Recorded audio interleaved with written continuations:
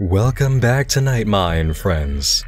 And welcome back to the Habitland Void for this, our final journey into the world of EverymanHYBRID. After 8 years of uploads and investigations, the EMH crew has met the end of the road, and as such, we follow them to the long-awaited conclusion. Before we proceed, a bit of review is in order. It's been quite the journey and considerable time since we last visited. In EverymanHYBRID Part 1, we met our protagonists, Jeff, Evan, and Vinny, just 3 friends from New Jersey with a bright idea. Inspired by the runaway hit Marble Hornets, they would make their own Slenderman web series joke, but with a twist. Instead of coming right out the gate with a monster, the crew set up the audience for a fake-out using a health and fitness YouTube channel. This idea works until a break-in occurs at Evan's house by a fake Slenderman, or one they assume to be fake until realizing not all the Slenderman appearances in their videos were set up by them. This discovery is upstaged on the audience side by an odd case of uploads the EMH crew can't see, consisting of footage that relays variants of recorded events, with characters wearing different clothes while performing the same actions. The vandalism of a basement room during a livestream by an unknown party compounds the mystery. Not only is there an intruder with an odd message and intimidating means of conveyance, there's a blog run by a new character. Can you see the words? Viewers discovered the site was run by a girl named Stephanie, living in the New Jersey area after a quick exit from her old home. Steph was dealing with some heavy Slenderman hauntings, just as the EMH boys were, and a personal tie developed between them. Jeff's girlfriend, Jessa, who ends up disappearing. As paranormal moments, mysterious clues to odd locations in documents, and videos only the audience can see appear, the EMH crew is driven down a path that turns steeply away from any health channel idea. Jeff becomes convinced that Stephanie has something to do with Jessa's disappearance, so he calls the police, who have Stephanie committed to a psych ward. In the process, we learn the truth about her move to New Jersey. Slenderman is responsible for the murder of her family, and she is responsible for the fire that destroyed her old house. Meanwhile, Jeff finds his victory in having Stephanie committed is hollow. Clues marked with purple duct tape keep coming, driving the boys and viewers alike to discover hidden boxes filled with items and documents alluding to a children's home in Ohio. Of particular interest in these documents are mentions of the mining town 4, a case of 4 children from the land of ash and waste, Centralia, Pennsylvania. These kids bear the same names as the EMH crew: Evan, Jeffrey, and Vinny. This doesn't seem possible, as the boys were all born well after the mention of their children's home counterparts in the documents, and they have no connection to the adoptive father mentioned, Dr. Kornthal. Making matters more complicated is the appearance of Alex, Jeff's brother. He records side videos to document a haunting by another monster of internet legend, the Rake, which killed a girl named Linny who'd been looking for the EverymanHYBRID crew in connection with the children's home mystery. And then, one of the many mysterious forces in the story makes itself more central as a character by taking over the EMH Twitter account, declaring itself to be Habit. This force establishes its own account and sets up a game, the 7 Trials of Habit, in which participants are labeled rabbits and come from both the EMH story and the audience. Alex and a friend of the boys enter the trials. It's the death of this friend that alerts them to the existence and true lethality of Habit's game. During this time, Jeff realizes the disappearance of Jessa is no fault of Stephanie's. Their enemy is the same. The crew rescues Stephanie from the hospital and she chooses to stay with them for the time being. Participants in the 7 trials receive more packages from Habit, one of which includes a book called Everyman and Other Miracle and Morality Plays, as well as a series of playing cards marked with drawings and character names. More videos meant only for the audience are uploaded and several paranormal events occur, suggesting impossible things about the world we're witnessing. The Rake comes around more, attacking Alex and Evan, and we learn about the force calling itself Habit after he takes over Stephanie's vlog. We're introduced to the idea of a separate universe with versions of Jeff, Evan, and Vinny that have greater wisdom about what's going on. The crew continues to investigate leads on Dr. Kornthal and who exactly the Mining Town 4 were. In Part 4, Habit uses Stephanie's blog to inform viewers that he's hijacked the body of an old side character in the story and uses him to fight Evan, who is forced to kill his opponent, and it's all caught on a spy camera, one of many installed in the homes of the EMH crew. From here, things take a truly dark turn. The crew's friend Jesse is killed by the Rake for assisting the boys in their investigation. Shortly after this, Alex is killed by Slenderman. And in the new year, for their 2nd channel birthday, the EMH crew makes a video hijacked by Habit, who teases a grand entrance in the flesh at last. This couldn't come at a worse time. Stephanie and Evan have gotten close behind the scenes and Habit reveals to the audience that she's pregnant. More monsters aren't needed in this group's life, especially now. During Habit's tease in 24 months, we see what seem to be several impossible circumstances. Jeff dead by his own hand, 2 of the guys fighting in a pool at night, Vinny being stalked by something outside around that same pool. We even have glimpses of footage from the future. What happens next is impossible to forget. Jeff and Vinny have a breakthrough, realizing Cornthal's wife is still alive and can be reached. Jeff goes to Evan's house to tell him, where he's met with a dead vision of their old friend Nick and a wickedly smiling Evan. Vinny soon realizes Jeff's disappeared, but has no choice except to press on ahead, investigating the area connected to James Cornthal. And after some paranormal world shifts, he meets the Doctor, who appears to be alive and engaged in a long-term struggle against the monsters. It's during this time an audience member, Greenfeathers, receives a box from Evan, who is not acting at all like himself. It contains more documents inside related to the history of Dr. Cornthal and the kids, hinting at a dual nature present in the child, Evan. This precedes the firm reveal of Part 5 that all audience members remember most when it comes to the heavy hits brought by Everyman Hybrid, the Habit reveal. In 2 videos, Habit makes his grand entrance, possessing the body of Evan, which proved itself the stronger vessel in a fight against the crew's friend Nick. Habit, the force behind the uploads on the channel only we could see, orchestrator of the 7 trials, and layer of clues for the boys labeled with purple duct tape, has finally tired of their game. Or rather, his game, as Habit has clearly outplayed them at every turn, a master director from behind the scenes orchestrating events, movements, and tragic turns. He kidnaps Jeff, taunts him on camera, and tortures him. In the following video next, we follow Habit as he continues his rampage. Jeff was just the beginning. Habit kills the crew's friend Daniel, he kills Stephanie and the baby she had with Evan, and he sets Jeff on fire in the backyard, leaving him to burn to death in front of Slenderman. Evan is left to wake up in the house later and discover everything that he's done while possessed by Habit. He reunites sometime after with Vinny, who is terrified after witnessing the murder spree. Both are at a loss. Everyone they know or could count on is dead, and Dr. Cornthal is in some kind of pocket dimension. With no options left, Vinny and Evan choose to summon Habit and ask for direction. Habit finds this hilarious and even useful, so he takes Vinny under his wing and teaches him about Slenderman's tactic of attacking anyone who gets too close to the group in order to cripple them. As Habit explains it, there's something special about them that just can't be messed with, referencing the roles written in the Everyman playbook, but other aspects of their beings can be attacked. A few more innocent people die at Habit's hands, aided unwittingly by Vinny, and each murder seems to award him and us with new information. Crucial details about family members, like their names and even their faces, are missing from memory, and Vinny relays to Evan that he's seen impossible connections between all 3 of their houses. It's all one house. We also have an old clip of Jeff, possibly from another timeline, expressing he can't remember crucial details either. Vinny eventually has enough of the violence and attempts to leave, infuriating Habit, who knocks him unconscious and locks him in Jeff's room with a timer. After the countdown, a long amount of time passes on the channel, and when we next see Evan and Vinny, they're in an apartment, reflecting on what their lives have become and the monsters they might be. More time passes, followed by videos of Vinny alone in the apartment, experiencing what seems like time dilation and passing visits from Habit, who comes in and out to deliver food without being seen. Slenderman continues to haunt Vinny from the outside, but just can't manage to make his way in, a result of Habit's direct protection in this environment. There's not much Vinny can do in here. He notices he has a nose ring now, which is odd, but there's also videos recorded by Alex that he's never seen. They also seem to be from a different timeline altogether, like so much of what's happened in Everyman Hybrid. He follows information relayed from Stephanie's old blog Habit left for viewers to pass along, resulting in a message demanding more contact with the audience. Despite their help, Vinny says he doesn't want any more. No further involvement of innocent people. And that's where we left off, waiting on 2 of the rabbits from Habit's trials. If the game were to continue, it would fall on them. And luckily they did answer the call as the viewership pulled together to reconnect with the rabbits and present Habit's request. But before we proceed with the outcome, let's take one last fully summarizing look at all this and establish what this story is in short form, now that we're familiar with the order of events again.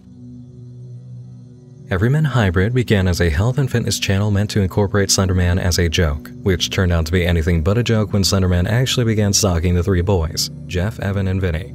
Around this time, a mysterious force, Habit, began messing with the channel and the crew, uploading videos only we could see displaying alternate events and recordings the gang didn't intend for us to witness. We understand now that all the documents, photos, clues, and purple duct tape packages throughout the series were placed by Habit using Evan's body, and this is how the boys' online accounts were interfered with. Habit was here from the very beginning, a director in the shadows, creating his own vision of the Everyman Hybrid channel. Slenderman and Habit are not friends. They're bitter rivals at best and hateful enemies at worst, and Habit decided it was time to do something a bit different to antagonize his rival, so he interfered to the greatest degree yet in the group's lives, choosing to spill the details to us, the audience, through the rewards of his 7 trials, the documents left for the EMH crew, and the videos the characters couldn't see. Evan, Jeff, Vinny, and Stephanie were indeed the Mining Town 4, a group of kids from Centralia, Pennsylvania, the land of ash and waste, and they were each haunted by Slender Man. They fell under the protection of Dr. Cornthal at the Fairmount Children's Home in Ohio, where the doctor witnessed how deeply paranormal the circumstances were surrounding the kids, especially Evan, whose violent tendencies and preference in being called Habit were of particular concern. In time, each one of the children died, succumbing to a form of illness that followed them from the mining town, either Slender Man himself or something else that was insidious. The doctor also adopted a 5th child, Linny, whose personal monster was the Rake. Now, here's where stuff gets really paranormal. Jeff, Evan, Vinny, and Stephanie didn't just die. They ended up in a form of pocket dimension or waiting room known as the Candleverse to the EMH viewers, where they would then be taken back into the world, reincarnating as themselves with new families and new locations, but with the same appearances and names. And over again, Slender Man would come after them, with Habit and the Rake following to cause trouble. Each reincarnation period is known as an iteration in a game that appears to be in play at least as far back as the very early 1970s. The rules or end goals, the winning and losing conditions, are not precisely known. What is clear is that this just keeps happening, cycle after cycle of birth, haunting, torment, and death, only to be resurrected with conditions around the EMH crew warped, twisted, or outright fabricated through paranormal means. Habit has long been aware of the game, and he clearly knows the rules and conditions better than he's let on. And as the crew has said in the Candleverse video, he gets more elaborate with his plans every time. This round, Habit decided to really rope us, the audience, into the story, instituting the 7 trials and offering prizes of information. It's very clear that this isn't even the first time videos have been a plot device in the game. We can see recordings of the same events from this timeline that include different circumstances, different clothes on the characters, and events that we know couldn't have happened, including character deaths, like the demise of Jeff in his bedroom. The YouTube angle, it seems, may have already been done, but Habit came up with new ideas for his own direction on what it could be and made it happen this round. If the story has felt like it left the track of being a Slender Man series in favor of being the Habit show, it's for precisely this reason. Habit made this his show, but now, having possessed Evan, slaughtered half the crew, and left Vinny a tortured mess, there isn't much game left to play unless it's invented on the fly, which brings us full circle to the primary opponent, Slender Man. Vinny still isn't aware what the world he's in actually is either. What he does know is that he and Evan only have one route of survival against the insanity they're drowning in, and it's Habit. Unfortunately, Habit always has his own ideas of what he wants to do at any given point, and Vinny's been left in the apartment to his own devices with one recourse: recruit the remaining rabbits, which he doesn't want to do. We end up making his choice for him, resulting in the continuation of the series on October 10th, 2016 with the video 2,395, the amount of days that have passed since the first EMH upload. Vinny and Habit are playing a game of armed hide-and-seek in the woods, as Habit seems to have challenged Vinny to an impossible task: kill him. As the footage of this trial plays, we hear a conversation from its outcome. Vinny, wake up. Oh, What the fuck? good evening, Starshine. The Earth says What? hello. Stop. Fucking stop. What do you want? Someone's in a mood. I am not in a mood, man. I am just so done. I've got nothing. No one. You've got me, champ. Fuck off. I am so empty. I've gone about as far as I can go. I've reached the end of the road, and I'm done with this shit. I'm not scared of you. You killed people. Yeah, I've seen you, commit violence, but you haven't gone the distance, you fuck. You haven't broken any bones. Oh, you bruised me up a little bit, but I've got all my limbs. You're being sadistic emotionally for the sake of it. And you know what? It's getting stale, fucker.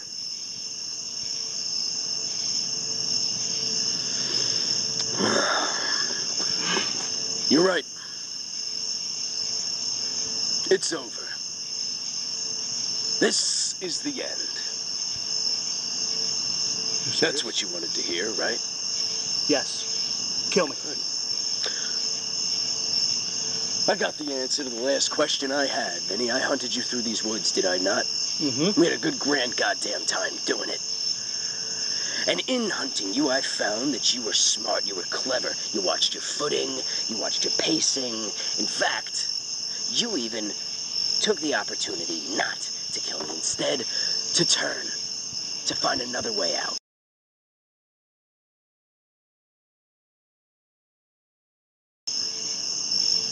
I think we're ready.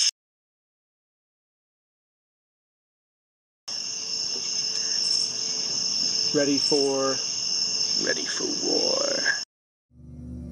The footage that follows shows Vinny teleported into the old EMH basement, where he's shown a display by an antagonist that clearly wasn't Habit. A playthrough of Jeff in another timeline appears and Vinny heads upstairs, where he goes to leave, and we spot a familiar figure. Next, the conversation between Vinny and Habit continues. You're not serious. War against what? I'm very serious.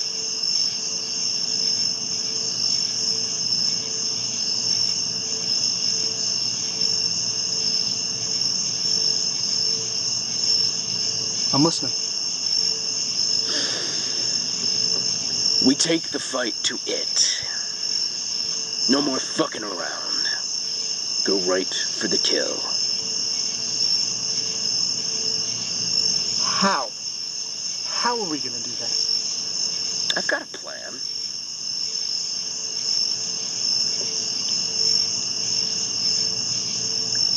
No way. No, you don't. Why? You think we can't? You think we can't stop it?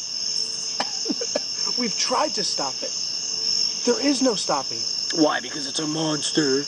Because it's a god.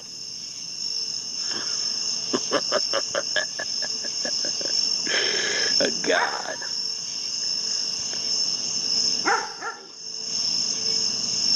Any creature could walk into the throne of a god because they don't exist. Your people leave that meaning up to such interpretation. Any faceless thing could take the form of a god. So we can stop it. Not yet, no. Look, the dog, the habit, and the faceless one, we all run in our circles, right? We come to our impasses, just as humans do. I get that. But what exactly is my role in this? Why am I still here? Well, you're my little engine that could. You're my ace in the hole, Vinny. You are the key to it all, big guy. Don't you see? Don't you see what this has all been leading up to? Don't you see the reason why I put you through all this shit? How exactly was I supposed to see what this was leading up to? I was locked in a room for 2 years, one of which without any plumbing. What? You were not locked in a room for 2 years. Do you want to fucking bet?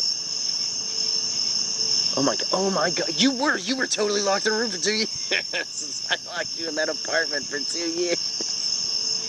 You pissed in a bunch of buckets and stuff. What do you want me to do? There's nothing you need to do. All you need now is a little bit of guidance, and you'll be set. What?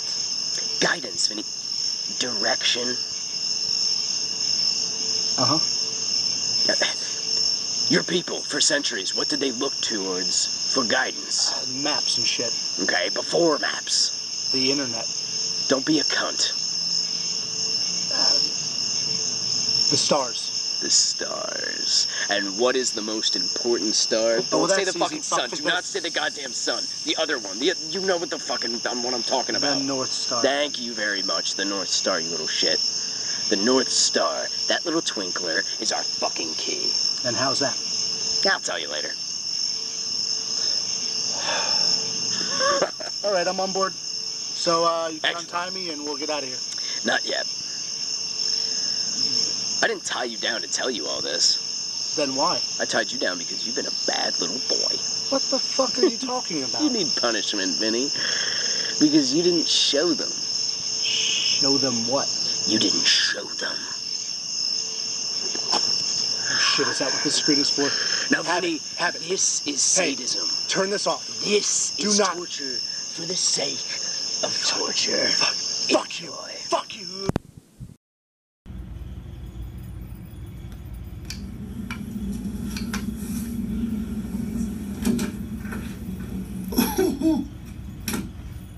Oh, The basement. Nice. Jesus Christ. Why? Why lock me in a room with a timer only to bring me here? Over and over. Jesus. It's been days.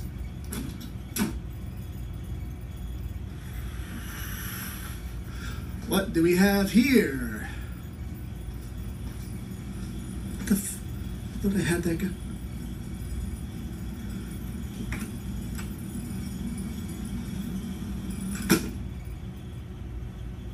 No. No way. Get out of here. I'm taking this with me.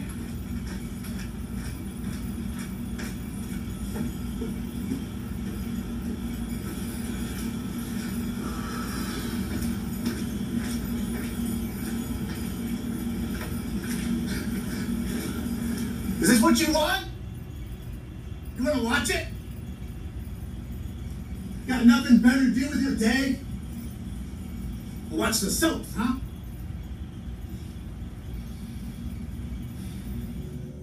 With no options remaining, Vinny takes the weapon left by Habit and does the unthinkable.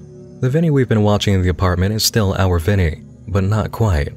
Our original Vinny met his end in the basement, and through the rule set of the EMH universe, he's been carried over, folded over, or resurrected in his current iteration. The best guess we can make as to why this happened is that Habit needed us to see it. He wanted a demonstration for the viewers that not even death is an escape from the cycle. The new Vinny has seen Habit's recording of this, but chose not to show us, which goes against Habit's plans. So he's being punished with the information that we will, in fact, be shown the video he didn't want us to see. The next upload tradition comes from Vinny courtesy of Habit's insistence on keeping the Christmas upload tradition on the channel. We also get his take on what's happened. I know what you guys saw. And I can't explain it myself. But I can almost remember it. Putting the gun to my head and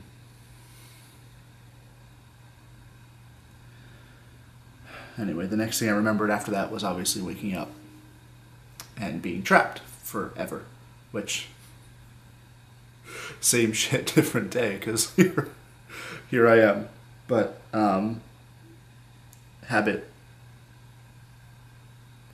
keeps stopping by and told me to be ready. He keeps running around saying, "New year, new me." So, that's his mantra, I guess. He also keeps giving and taking away access of the internet, but from what I've seen, something's happening out there too. I know some of you are getting things in the mail.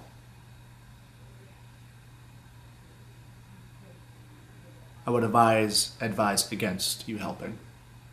But if you're gonna absolutely help, please, please be safe. I don't know what else he wants me to do, but... Oh. And those hidden videos we thought were a hoax all those years ago? Not that it means anything, but I can see them. From this point, the story's movements fell on the shoulders of the two rabbits specified in the previous directions. Habit instructed them to contact him using Can You See the Words and rewarded Rabbit 41 with a floppy disk titled Darkwind. Files were password protected on the disk, but the solution was found by listening closely to the end of the video, Christmas, in which Vinny, some version of Vinny, seems to share a password. Home 213 unlocks the files, which contain news reports about a local psychic who helped investigators in missing person cases from 1998 through the early 2000s. The clear connection to EverymanHYBRID kicks in at the end, citing an article from 2005 concerning a visit to the psychic by Dr. James Kornthal, resulting in a 3-alarm fire. Dr. Kornthal is also currently wanted for questioning in relation to at least 3 dozen open cases spanning 25 states including Pennsylvania and New Jersey. Acting as Dr. Cornthal's legal representative, William Davidson has asked local media outlets to issue a statement calling for Dr. Cornthal's full cooperation, as Davidson himself has not had contact with Cornthal in several months. The mention of William Davidson is related to a website written on the back of the disc, davidsonlawnj.info. There's only one solid means of contact, a P.O. box in Trenton, New Jersey. A viewer sent a letter to the address provided and received a response from Mr. Davidson, claiming that he has a package he's been instructed to forward to whoever asked the office directly about James Cornthal. 1 month later, the package arrives, containing documents of correspondence between James Cornthal and his associate Adam Roberts, along with items from Cornthal's movements in the area.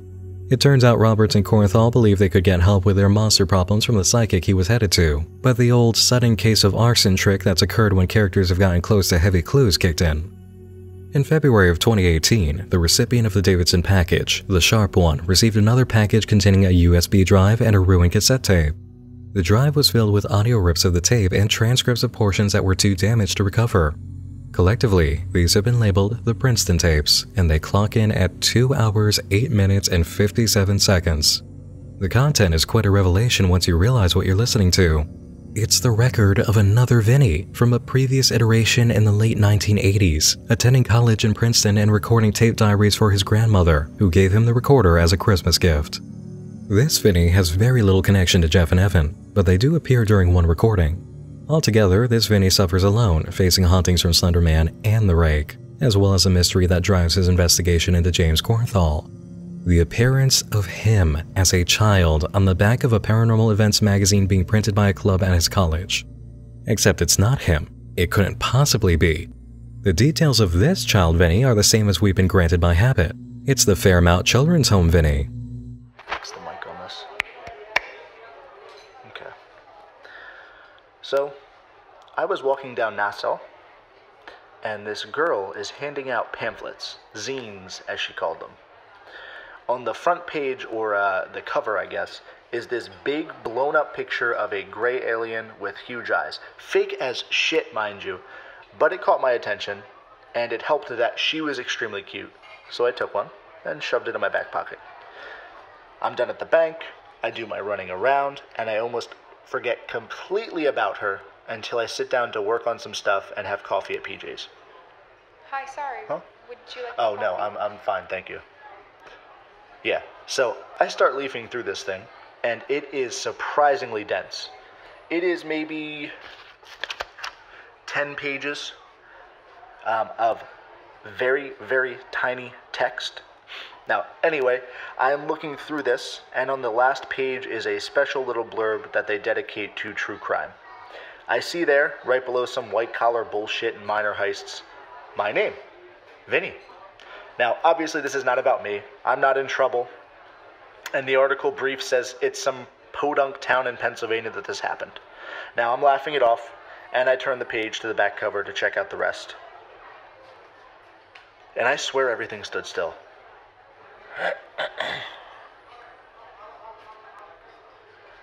You know what I see on the back of this thing? I see me on the back cover of this pamphlet. But of course it's not actually me. But this Vincent, the surviving victim of some creep pastor who got torn apart by some equally crazy murderer or animal or something, was a kid. And he looked just like me. It was a splitting image of me as a 5-year-old kid. It's dark now, but I swear this is some prank.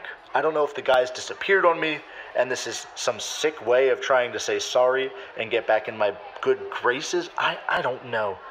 But I'm going to try and find the girl who prints this shit tomorrow. See if she's in on it. Or, at the very least, see if she knows what this is about. Vinny begins hunting down leads on James Cornthal and realizes he has no choice but to go to Fairmount himself if he wants answers. Here's the result of his journey, the end of the Princeton tapes.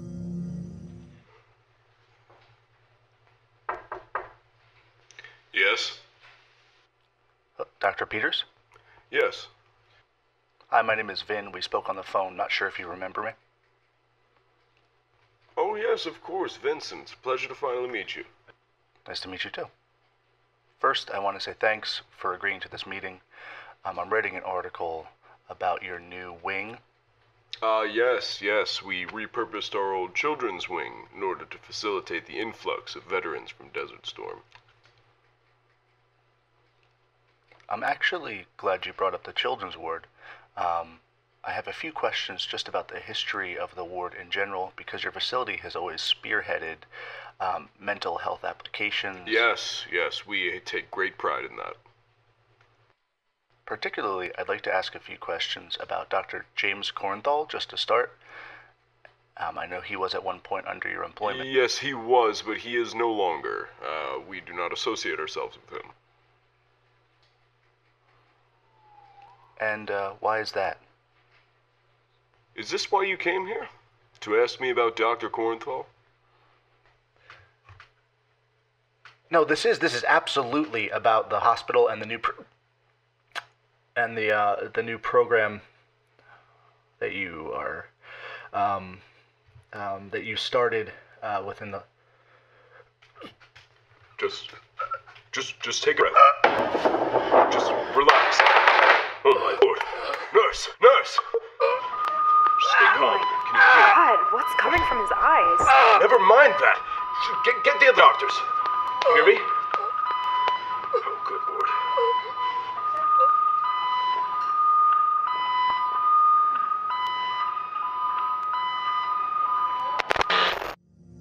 Uploading the prints and tape seems to be precisely what was needed to move things along. The current video appears in a new upload on April 13th, 2018.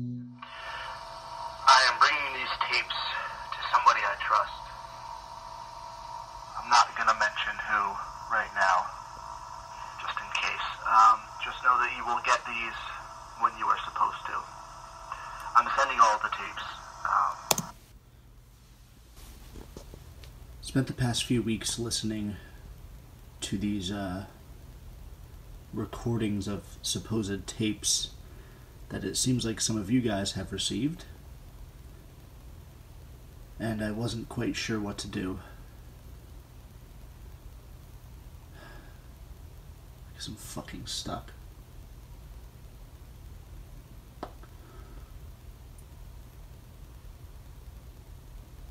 I can't leave it like this.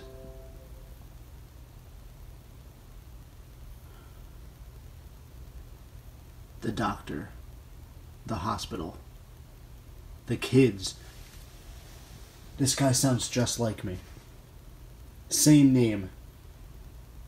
Almost the exact same predicament.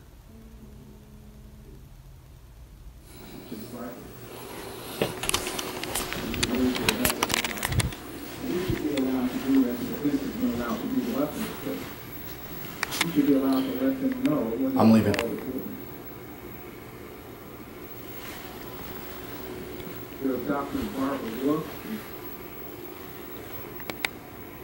Abbott. Did you hear me?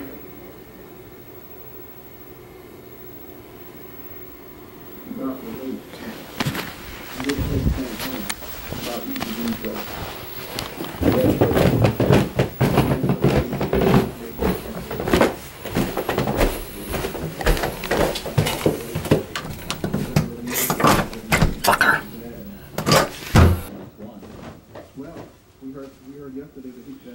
Can you please unlock the door?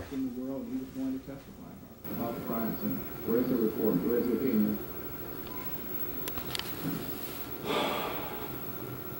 We require immediate disclosure. We had a deal. of these expert witness reports. We had a plan. You got the sanctions already mentioned. What happened? I know. And look, I can follow the plan. Look, watch. I can sit. I'm a good boy. I can sit. But we have answers. You fucking heard. The doctor, the kids, the home. This could help me. This could help you. Answers. Finally. And what are we gonna do?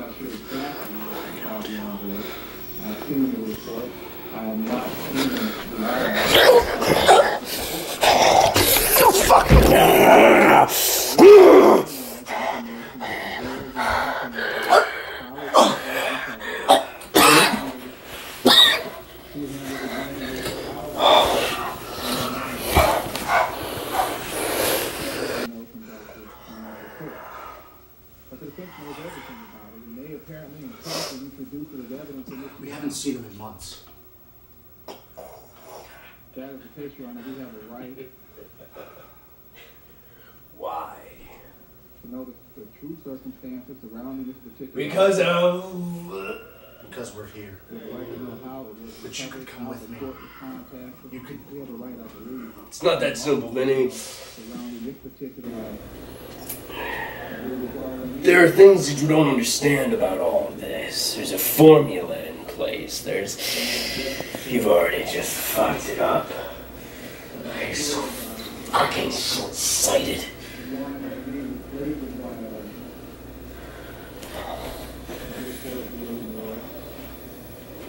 You still think that this is about you?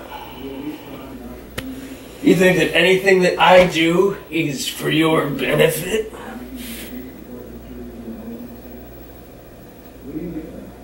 I had a use for you. Fucked it up. Again. Oh, it's just maddening. But you want to leave? Come on. Let's go. Pick up your shit. You're gonna need that. You're gonna need this. What is it? Come on, stupid. Just grab it. Look at it. You've seen it before. It's gonna help you survive, at least for a while. If you're not going to be useful to me, then you're at least going to be entertaining.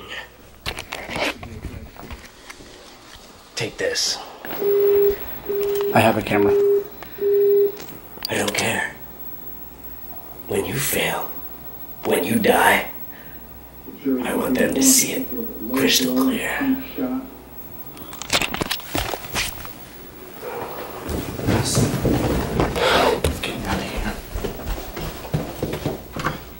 Remember, Vinny, no protection, no direction. What do I need? certain witnesses will testify about the defendant's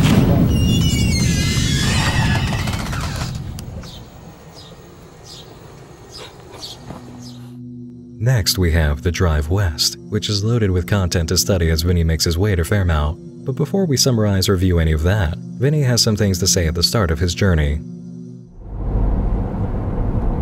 So listening through those tapes, the first fucking thing you hear is do not get anybody else involved.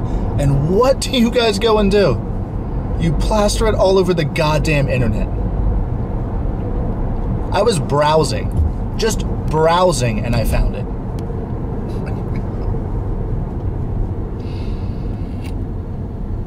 I still love you, but Jesus. Look, if there's one thing I've learned in this entire time, it's that if somebody says don't get anybody else involved, you probably shouldn't. And you know what? It doesn't mean I don't appreciate everything that you guys have done and everything that I'm seeing now, because this is leading me somewhere. It's leading me to answers. It's movement of any kind. I really appreciate it.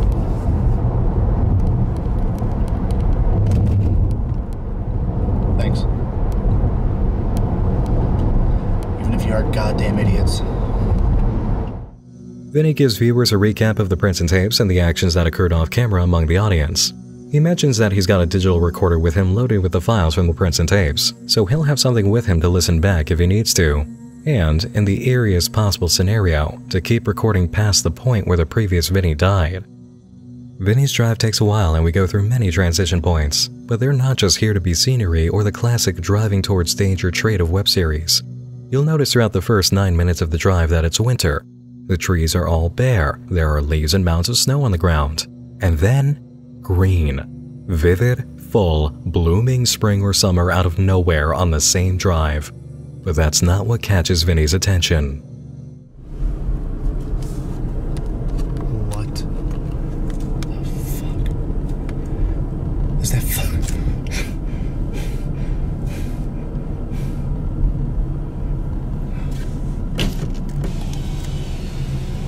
Hey, Viv, you ready?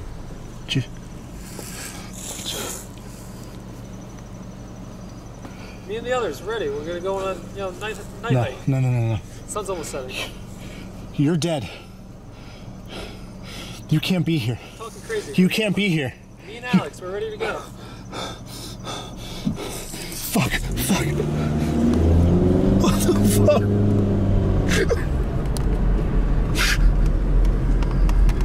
No.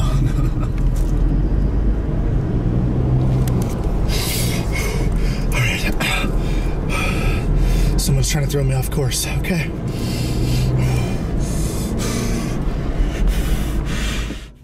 From here, Vinny's trip seems to reset back to the winter day he left, and again switches over to a vibrant season. Meanwhile, we have what seem like edits from habit, or pure playthroughs of footage from the previous iteration of EMH, and one moment of Vinny driving on the wrong side of the road. The trip plays on for a while, but night falls and Vinny feels the length of the journey getting to him. But I just can't go on anymore. I am so fucking tired. And I'm honestly afraid that I may crash and die. And that would just be anticlimactic, so I'm just gonna take a few hours to rest. Fuck,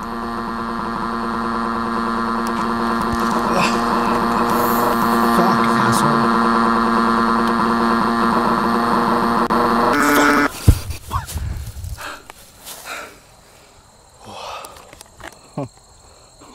Holy shit!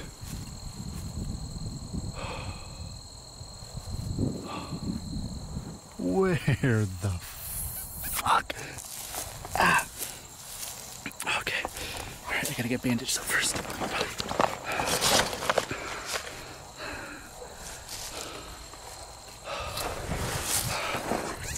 Fuck out of here.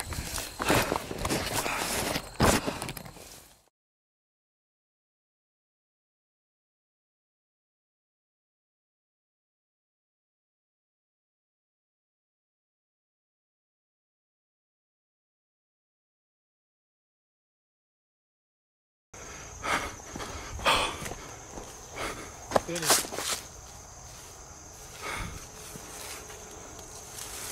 Please, my brother is hurt. I need your help. He's just over the hill. You just need to go and help him, please. No, you're not real. Alex needs your help. We're hurt. You're dead. Fuck you. Fuck you. Fuck. You could have fucking saved us!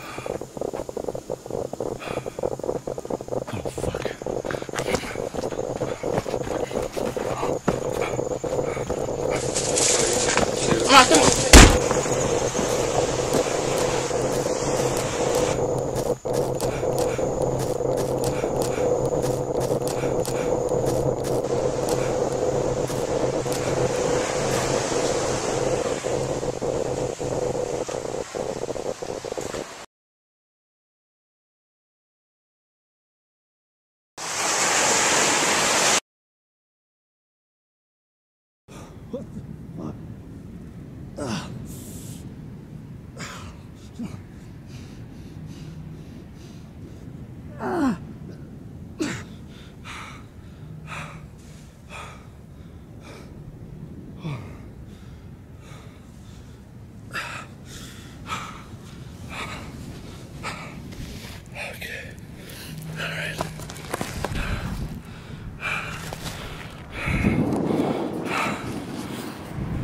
Where the fuck am I? Oh, shit. I can't do this on my own anymore. Don't end this alone. No, fuck you. Fuck. Oh, God.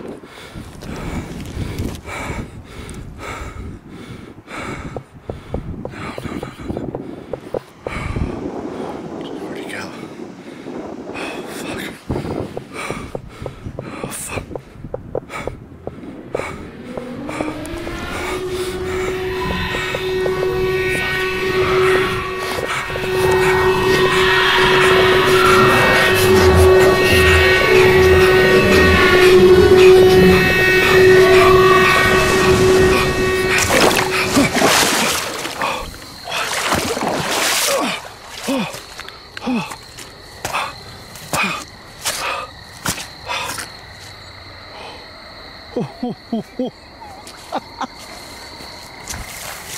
Oh, I made it. Fuck yes.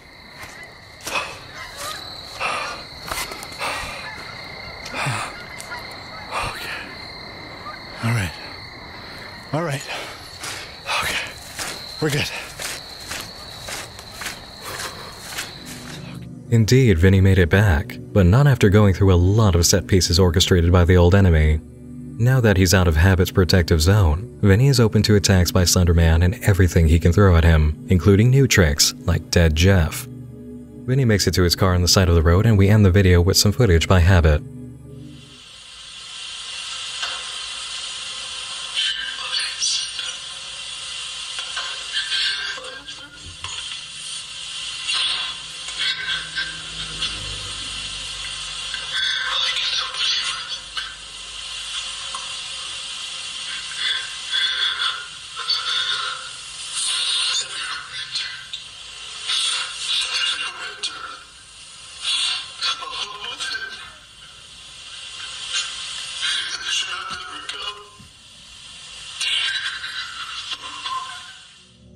Is Habit listening to our current Vinny's future demise, or past iterations? There's only one way to find out. On June 5th, viewers received the video, Finding Fairmount, where the current Vinny finally arrives to pick up the trail of one of his predecessors. He works his way up to the entrance of Fairmount, playing back the end of the Princeton tapes. And, why is that? Is this why you came here? I think I'm gonna try to get him. There. No, not at all. That's part of it. I thought it'd be good to start with the history and then work our way up. You are determined, I think that's the main building. That would be the children. You heard me. What? The fuck was that? Vinny moves on, describing how the audio on the digital recorder is new. The old version of the tape ended with the 80s Vinny having some form of stroke. He's determined not to end up like that and presses on to another area of Fairmount. I made it this far. I don't know what I need to find here, but the entries were from Vinny, and I'm Vinny, and I'm gonna figure out what the fuck is... What the fuck? No. That was it. The last one... The last one is the last one. The doctor, he came after me. I've never heard this before. Sawyer. He's bleeding everywhere. His eyes are just filled with blood. I gotta get out of here.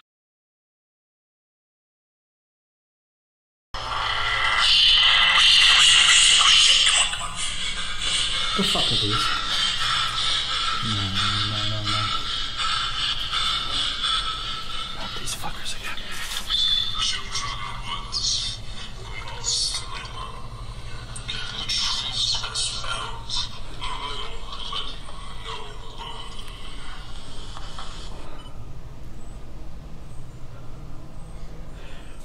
This wasn't something I was sent. This fucking thing went off in my backpack. There were no other recordings. We listened to them all. Vinny. Fuck out of here.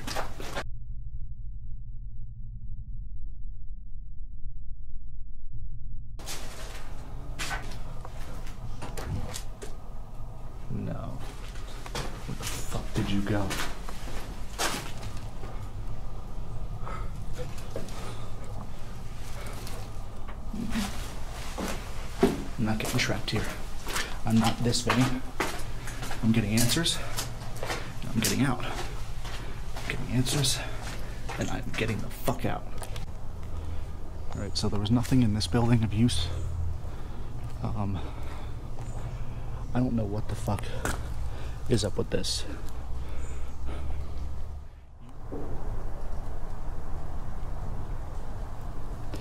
Yeah, no. No, thank you. This is it, huh?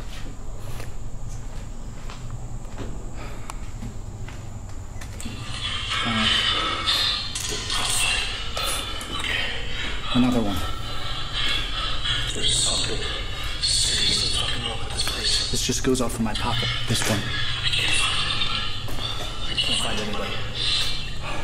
That doctor, he came after me. So I ran. And I looked back. He's bleeding from everywhere. His eyes are just... they're just filled with blood.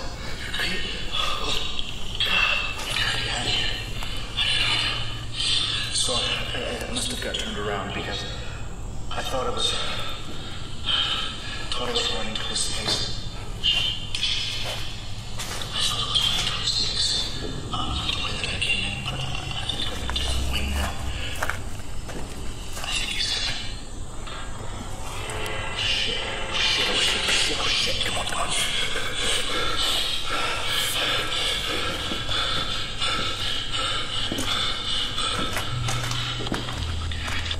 Children was lost forever. The trees pressed out. No letting no go.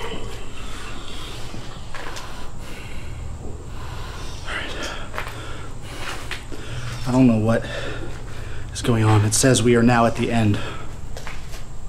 Ah, fuck. I just need to keep going. I just need to keep going.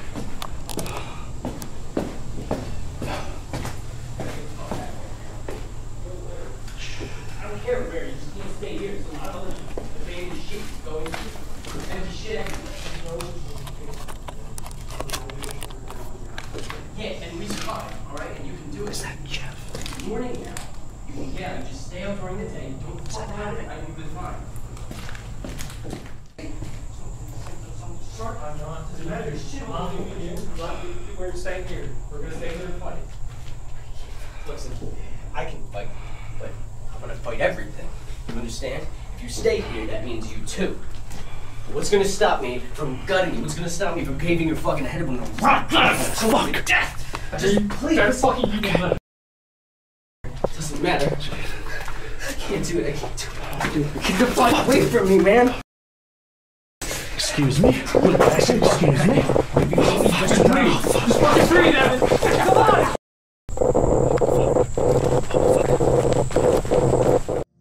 After all the experiences we've had with bleed-throughs and knowing Evan's condition, this moment should be clear. But if you didn't pick up what was happening, this is another iteration's Jeff and Evan during a trip to Fairmount. Evan is telling Jeff to stay away before he turns, because when that happens, he'll fight everything, and there will be nothing to stop him from gutting Jeff or caving his head in once habit takes over. They can't pick up Vinny here because they're effectively ghosts. Just a scene out of history, one of many iterations.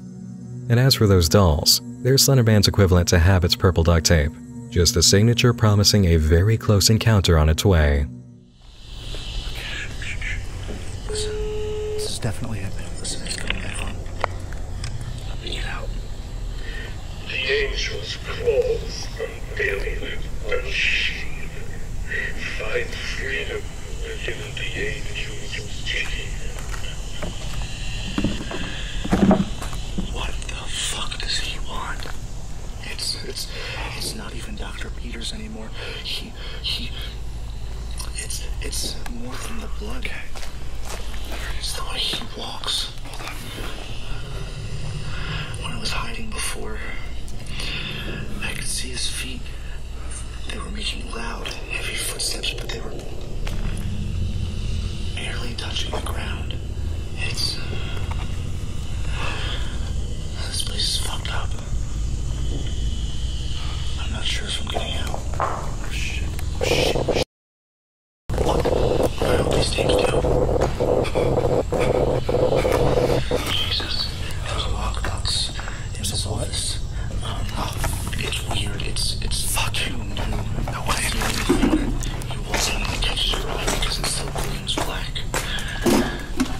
Lockbox, huh? We can do this. Just do this.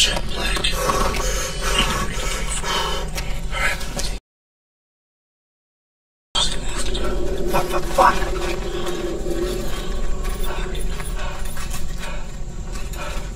Lockbox, huh?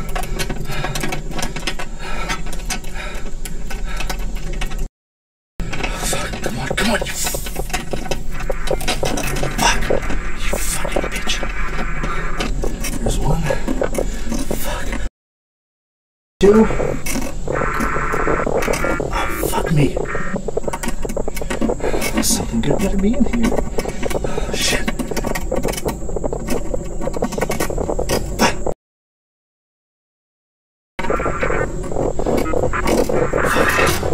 Got it. Fuck. Yes. Oh, shit.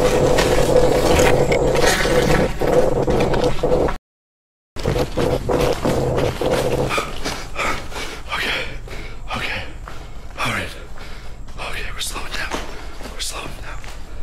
All right. A quick recap of what just happened and what Vinny's talking about. He's carrying the Sigma radiation detector with him, the device James Corthell had a friend create to pick up Slenderman's energy signal. It begins ticking and crackling when the monster is close.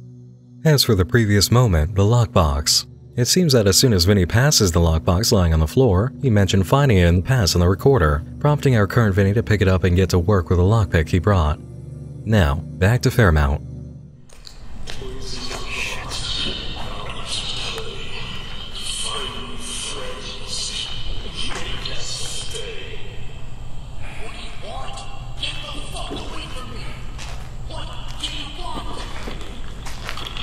I almost prefer the ticking at this point.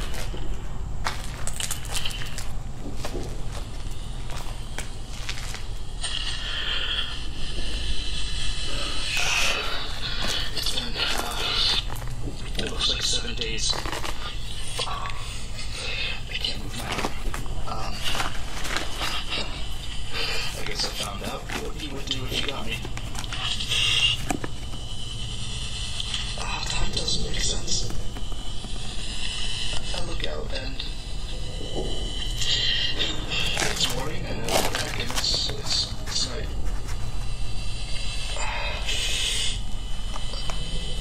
Oh, this stuff is nasty.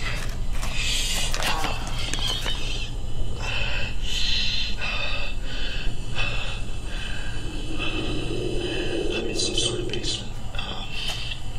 There's only one door and the window's open.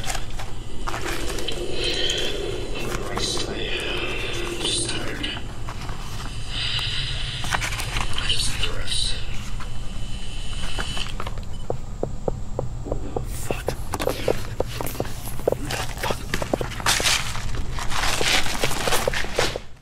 Vinny grabs the papers he took from the lockbox and runs just as the sound of emergency sirens ring out, another one of Slenderman's mind games. This brings Vinny to the spot from earlier he didn't want to enter, the only place he hasn't searched.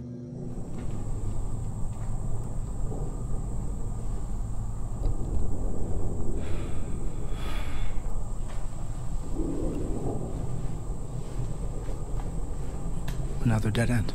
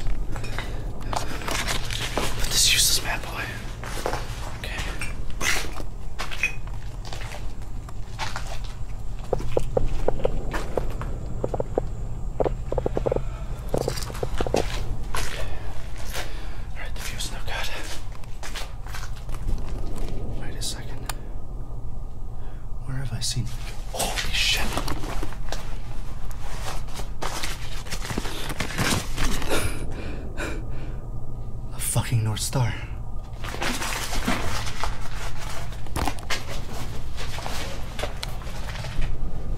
Let's go see this.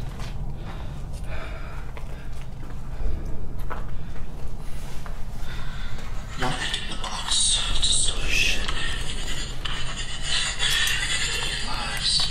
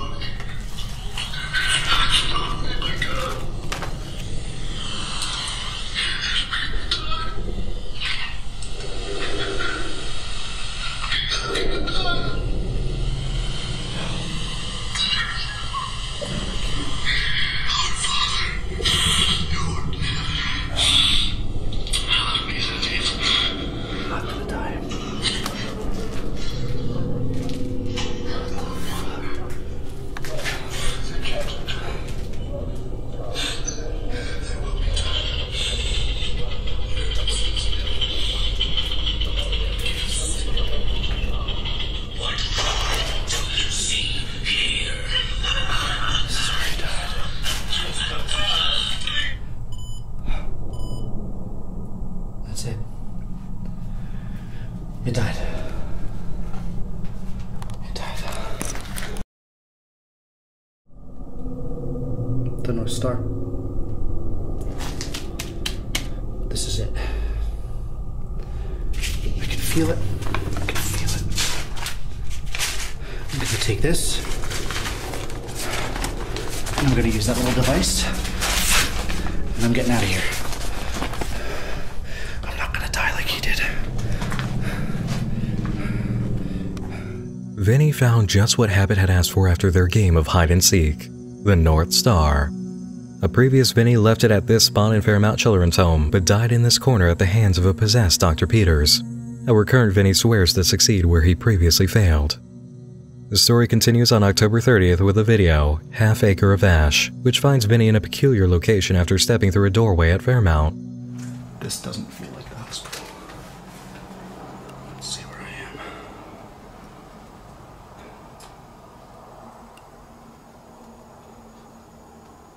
Fucking Alabama, huh? Okay. First things first, let's get out of here.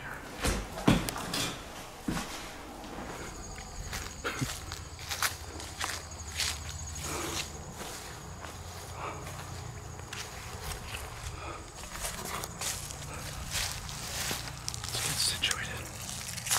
Let's see.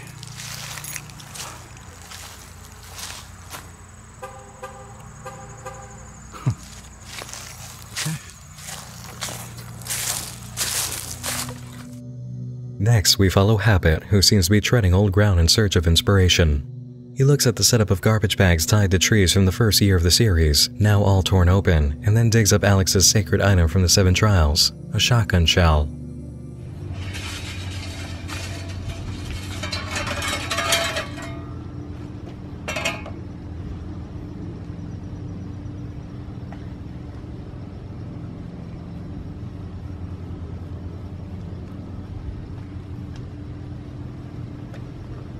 Are you for me? Are you for me? He sent you for me, yeah? Sent you to look through the eyes. You know, he thinks those are eyes. All that, power and no context. Eyes for witnesses, for unwitting conspirators, unknowing accomplices.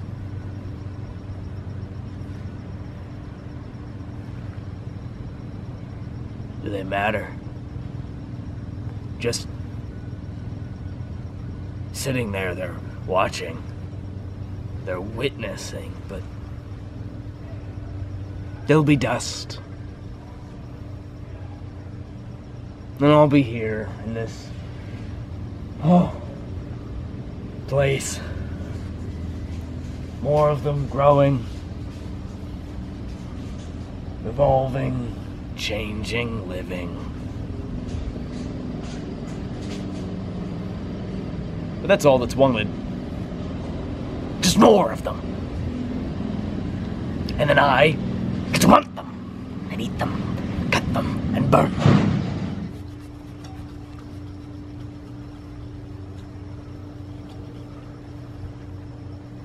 But it's the same.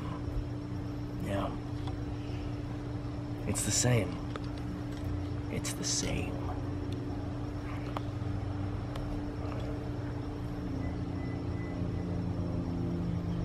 But they're not. I've watched civilizations rise and fall. I've watched technology advance. I've watched a lot. Wood chippers and airplanes and bicycles. This body was and has changed. It has grown difficult. It has grown unstoppable.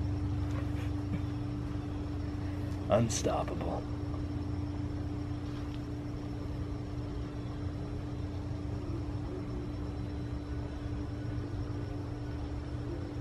I've left them alone in the dark, in nothing. And they found a father. They found something. They changed, adapted, evolved.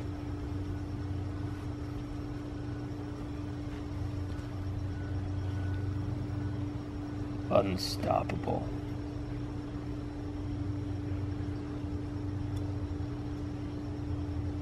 I think it's my turn to change. Don't you? You wouldn't know, would you? You're empty. Empty. Unstoppable.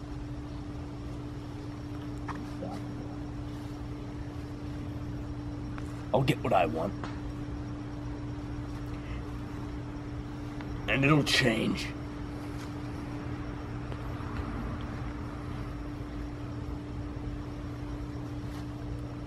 It'll change. Maybe it'll change. Maybe it'll change. Maybe it'll change. Maybe it'll change.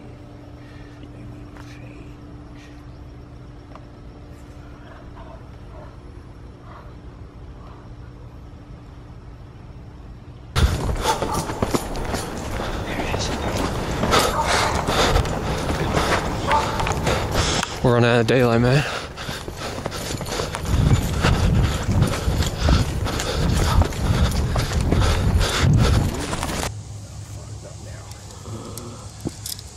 Excuse me, 151. Back up, please. Evan, are you alright, man? What's on? Yeah. We gotta get moving. Why? They're all around. And the shit's starting to come down. It's getting heavier than before. We gotta get to that tower. You think you can move? you. Let me give you a hand. Come on, because we gotta move, man. Lean on me. Lean this way. Lean on me.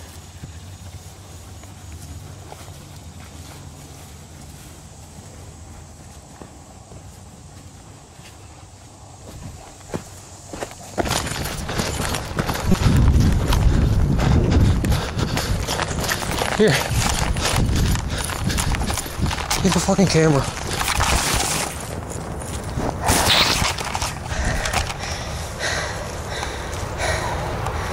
It's on. Alright. It's working. What do you say? Tell him to stop watching. Please stop watching us? Yeah. God, Good please enough. stop watching. So this moment may seem impossible to place on a timeline, but it does fall in line with a theme. We have been told before by the EMH crew members to stop watching. Jeff has said it, Vinny has said it, and once on their Twitter in a deleted tweet, they said to stop watching. There's an aspect of witnessing events that's damaging to their cause, but we don't know what it is. It's been strangely quiet. Habit made it seem as though as soon as I left, the world was going to cave in on itself and I would find no escape, but it's almost like those symbols that I found, those papers. I don't know if it makes me invisible to him or if he's afraid of it and he's keeping his distance, but either way, nothing has touched me. Nothing has even come close. Nothing has even been strange.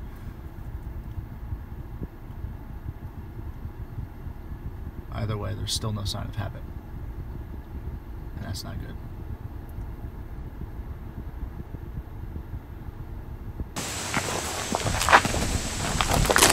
Alright, boys. We're at the crossroads. This is where it matters. Shit gets real here. Alright? Jeff, you know what to do. Take Evan with you. You guys have to make that connection. Alright? We've only got 5 minutes. We've got to make sure that thing happens. Otherwise, we're handing off a nuclear weapon to that fucking bastard. All hell breaks loose. The world as we know it is over. Don't want to panic, yeah. But you got 5 minutes. Check your watches. All right, good boy. All right. Jeff, take Evan with you. Make that connection. I'll do it. I love you both. Love you, Dad. Godspeed, boys. Good luck.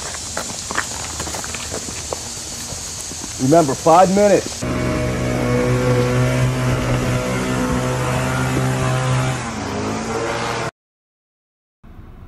Right, so I just got a text while I was sitting here from a number I don't know.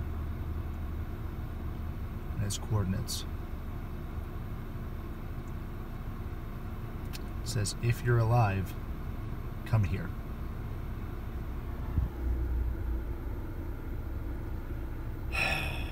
Why not?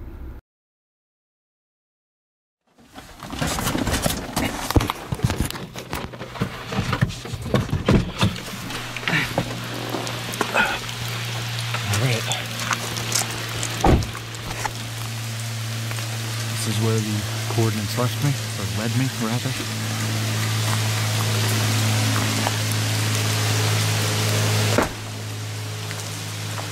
Hey, Habit. I got your text. Yeah. What's our next move?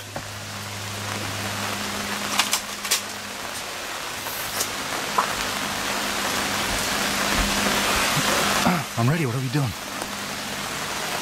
You're dying, Vinny. That's what we're doing. I know you didn't text me after all this time to get me here to kill me. You said you had a plan. Let's roll it out. I did get you here to kill you. Because I did have a plan that you miraculously fucked up. I worked so hard on it. You were supposed to find something for me, but you left before you had enough to go on, and I couldn't kill you to do it then, because I thought maybe there'd be a chance, but there's no way that you could have. And here you are, empty fucking handed. For fuck's sake, then all you had to go on was find the North Star. and you fucked off to go find your answers, you fucking waste. But I'm not empty-handed. I found it. I found the North Star. No, you didn't. Because you can't just find it. It's not something that's just laying around on the fucking floor. If it was that easy, I would have sent Evan to go get it in a fit of confusion. I would have gone to get the fucking thing. You can't just find it. It's gone. It's in the ether. Listen to me. I went to the hospital, and I found it. And you know how I know I found it? Please, please do enlighten me. Because I made it.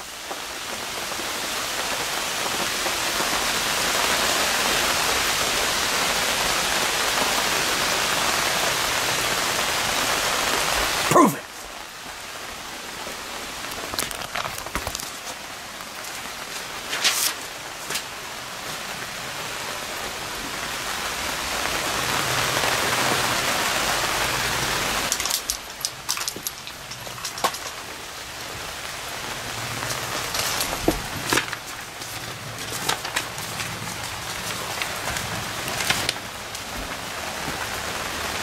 Well, that's...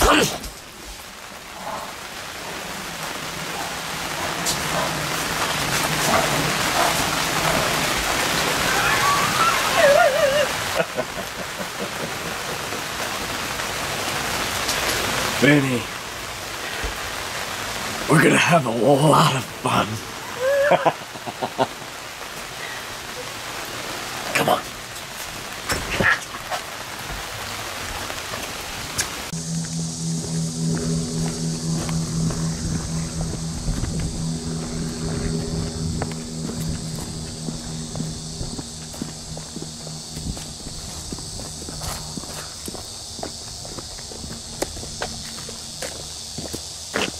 Gone. It's already shifting.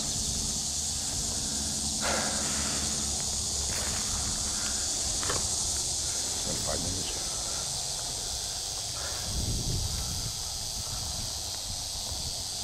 Blob.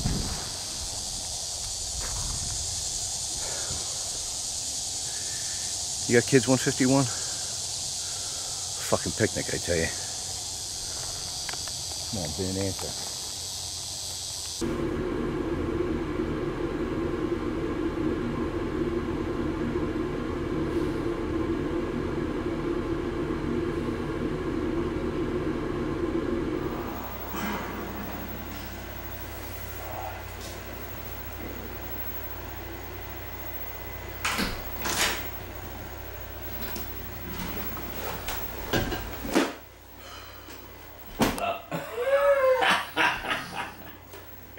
Yeah, come here. Make sure I can get a good look at you. What's that? Oh, he's mine. Don't worry, that's mine. You're fine. He's gonna be holding the camera while your hands are busy helping me. All right. The conclusion of this story needs to be seen, right? We need to keep going. We need to keep filming, as you've said before. So I'm making sure that we can do that with you unencumbered. Okay. You're all right with it? Sure. That's good. Oh, that's good. I want to make sure that you're feeling good and that you're happy and ready to help. Stand back. Are we in frame? Can you see us? How's it looking? Looking good? Oh, he's the best. He's the best. A real pro. What's next? I'm glad you asked. So, it'll be simple, really. All we're gonna need to... Hey, you? Yeah, 1 sec. Who would be calling you? He doesn't even have any friends. The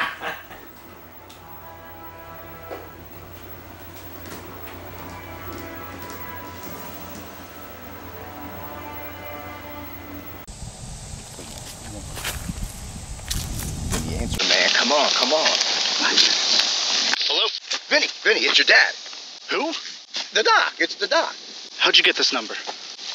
Vinny, I'm your father. I pay for the bills, for God's sakes. I know the phone number. Just listen to me, son.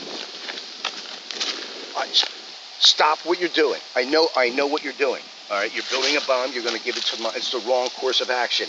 I know that. I need you to stop. Stop? Doc. This is my only option. We can end this now. Vin, no. Vin, there are other options. Come home, Vin. Just come home. James, you know I can't do that. It's been 8 fucking years. We have a way out that can stop it for good. We gotta take it. Vin, I know you think that's the right course of action. I'm going to tell you something, son, and I know you're stubborn. We all are. And please, I'm going to ask you 2 things. 1, understand that I love you. Please believe that. And then second of all, believe that I'm right. Don't do this. It's the wrong course of action. It will set us all in the wrong direction. It will wipe out everything. You've got to stop, please. Doc. I've never asked for anything like this before in my life. I am now asking you. Doc, I'm sorry. No. I can't reset this. Vin! Don't... Vin! Fuck!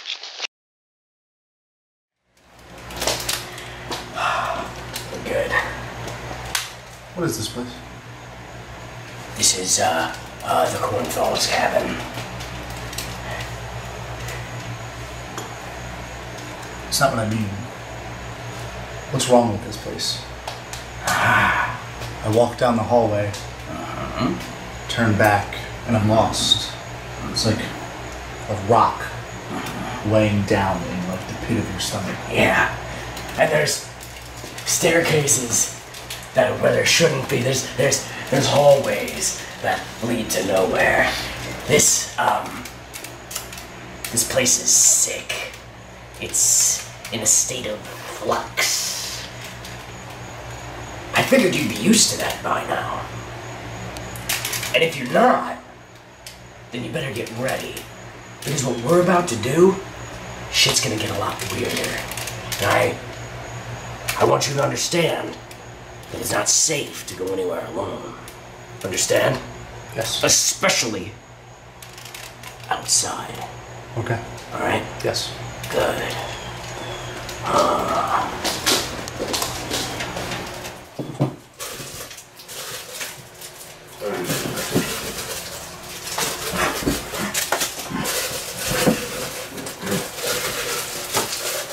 Hey, Habit. Yeah. What's all this? What? Ooh, these? These are great. No. What is this stuff that never happened?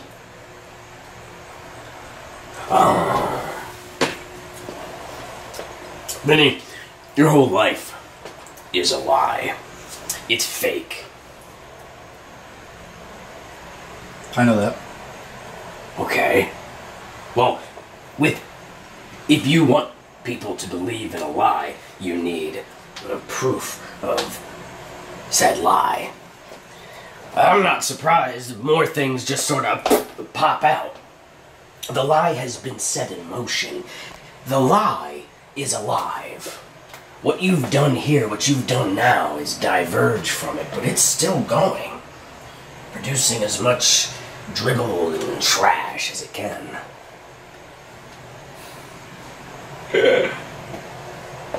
It's almost like a life that you could have had. And maybe you still can. If all goes according to plan. Buck up. I'm taking the refill. I'll take one too. Nope, mine. And now we understand one of the mysteries from a while back a lot better. It's not that anyone in the EMH crew is fictional. Their lives, the details around them, the setup is what's fictional, because universal laws are being bent to meet the rules of the game. This is why so many moments of broken reality and paranormal circumstances occur. Somehow, the EMH universe is a world unto itself. Or, considering how easily members of the audience can come in and out, the true horror is that our world is the EMH world after all, and the monsters or paranormal reiteration cycles have that much power. What follows is a training montage set to the old Everyman Hybrid theme music, all the way back in the fake fitness channel days, in a special nostalgic location, the basement. It's after the training session that we find Habit has a new toy. Alright, so we got our shitty knife, we got our gun, and we got... What is that? You should know, Vin. You made it.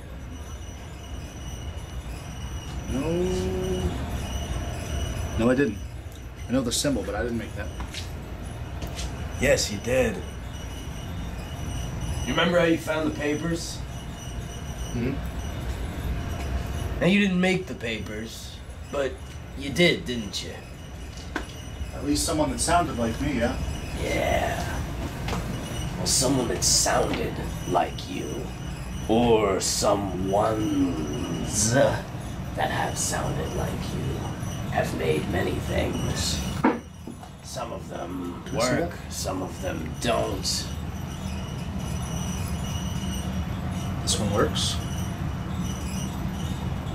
In the right hands, it does. This, with that, is going to be how we change things. All right. Now, we're gonna go outside. And we're gonna put that in a fire. And we're gonna put the burning metal to the flame. How's I handle these? While we're out there, I want you to ignore the ghosts. I want you to ignore the voices. Everything that's happening and will happen is going to be trying to take you away from me, this, and this. Can you focus? Let's go outside. All right.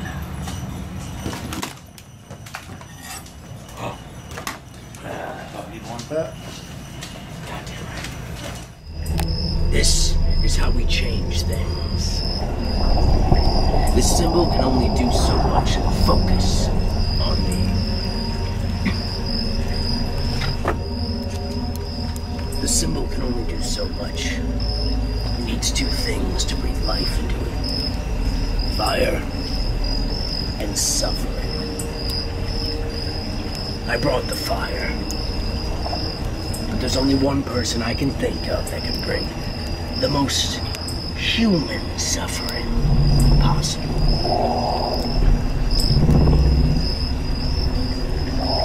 Focus. Don't listen to the ghosts. They don't want you to make this. This universe doesn't want you to make this. Nothing alive wants this to happen, and they can all feel it.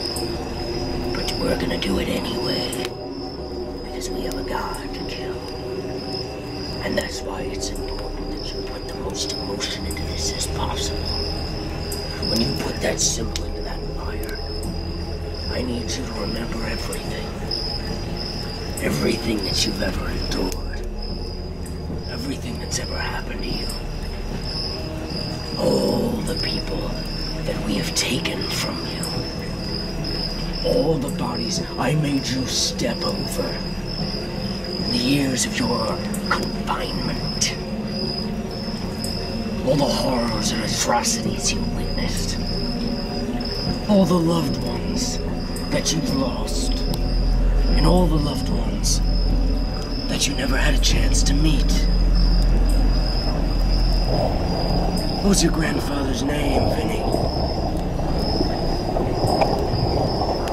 Did you ever have one? Even memories stolen from you. No one has suffered the way you have suffered, and you sat and you watched it all. Use it here, now. It is your ammo. It is your strength. It is your ordnance. And when it's done, we will make a weapon.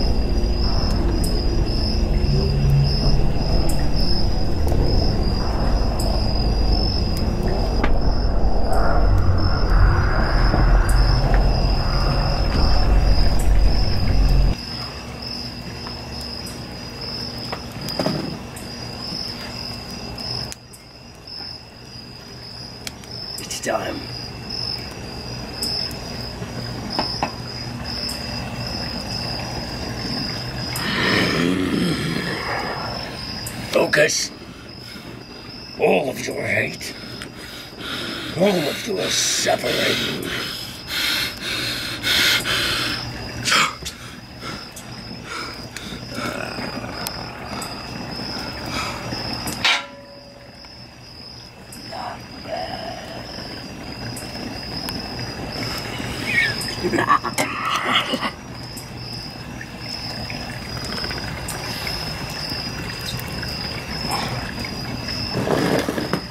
Pick it up.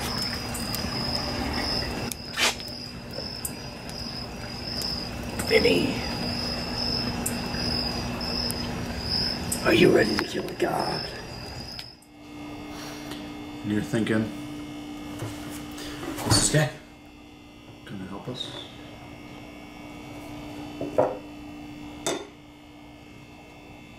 Yes. I think it's about time I tell you what that is. The North Star. It kind of looks like one, and that's why I told you to look for it. This is an old symbol. Forgotten by people, but remembered by some. It means pain and lethality.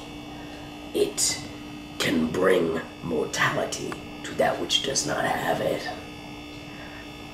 The reason we put it on the knife and on the underside of the gun here is so that we can bring that meaning to something else. Got it. Now, if it can do that to a god, what do you think it can do to you? Yeah. Right. One tiny little cut from this for you. For me, horrific pain. For you, horrific death in a matter of moments. Very, very quick. So, we be careful with it. And don't touch the shiny part. Yeah, definitely don't touch the shiny part. I'll sharpen it tomorrow, make sure it's nice and ready to go. Okay. In the meantime, head towards the stairs. I'll be with you in a minute. What was this, by the way? What? Why do we have this? Why does this keep... Like it's a... I don't know what the fuck. That's trash. Why'd you bring it here? Get rid of it. See you tomorrow. Well, you're not just gonna leave garbage.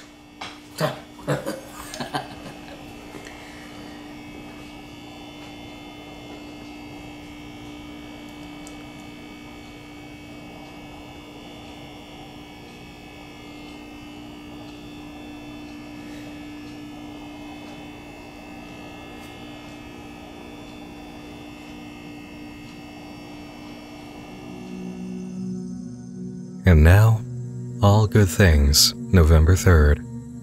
At this moment, it is recommended that if you have not watched All Good Things and its epilogue introductions, now would be the time to do that.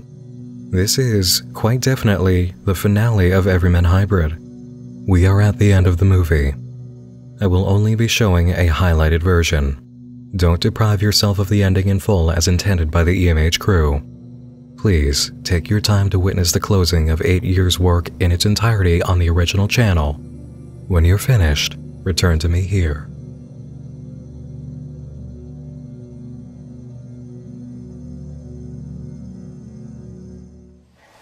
We are 3 feet from the house. I thought you said this was going to be a long, intense journey. We had to prepare for it. Oh, yes, it is. And we have. You see, the journey starts here. The real fun starts here. When everything changes, it starts here. Actually, first order of business is, I'm gonna need that knife. Where's that knife? I've got it. There it is. What the fuck? Just give me that. Just go ahead and give me that. And, woo! Heaven, what the fuck? Shut your fucking mouth. Good. Next order of business. I'm gonna want you to hold this. Thank you. Don't drool on it. Please don't drool on it. I need those to see. I know, and that's why I took them from you. Isn't that awesome? You gave me a gun? You bet I did. You're welcome, by the way. You still haven't nagged me for that, and that's a little fucked up, but that's okay. And then you took my ass? Yeah, that's the joke. So you have a gun, but you can't see. Vinny, you're gonna be fine. Alright? This is a scatter gun. Alright, I put buckshot in that. You'll be able to hit Evan no problem. He's an up-close and personal kind of guy. So he's gonna be trying to rough and tumble you, and you just blow his ass in half, and you're good to go. Oh my god, I'm just so excited! Can we go over the fucking plan again? Real quick? Yes, I would love to. Okay, so... I've been working really hard on this, okay? Here in this place, which I have prepped for you, you will kill Evan. And I know what you're thinking. But Evan, he can't die. I know. That's the problem. And that's why we need you to kill him. And that's why the God Killer... Yeah, throw that one. But that one, the God Killer is going to be super helpful in this scenario. Okay? So you put Evan's body down, because the God Killer can pretty much fuck anything up. And then we're good to go. And after Evan is bleeding and dying, you will slip into beautiful, glorious darkness. And it'll all end for you. And then the real fun starts.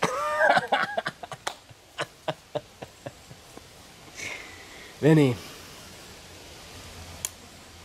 this was never about killing a god. It was about change. Bringing about a new beginning. But I needed you to do it. Thanks. I really do appreciate it. What a beautiful day to end it all. The only problem with that is you need me to die. And you are not fucking this up for me. I'm walking into those woods, and I'm ending this.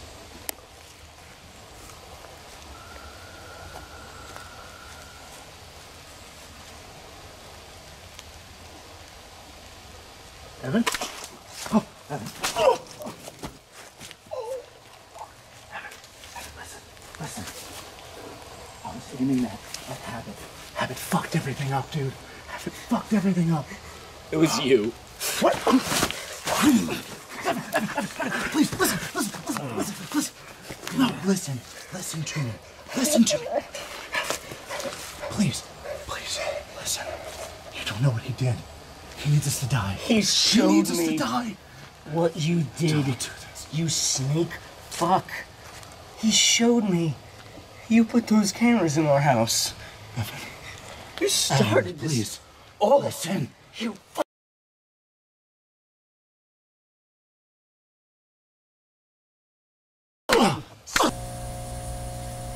You blacked out. You could just be making this up. This could be what your brain's telling you to happen. It's very sharp. Oh, fuck. Please, listen. Evan, I'm sorry. It just sounds like we're just running around doing the same thing over and over again. I know, but I honestly feel like we have to finish these videos. We have to do it. There's just no other option. We have to do this because if we stop, he's won, and he might come back, whoever this is, and keep doing it, even though the videos are done, because it's already started. Sorry, man. You know. No, so let's just put a few out, and if something happens, I promise we'll stop. We'll stop there. No questions asked. I won't push it any further. We'll just stop. But I say that we keep going, just a few more.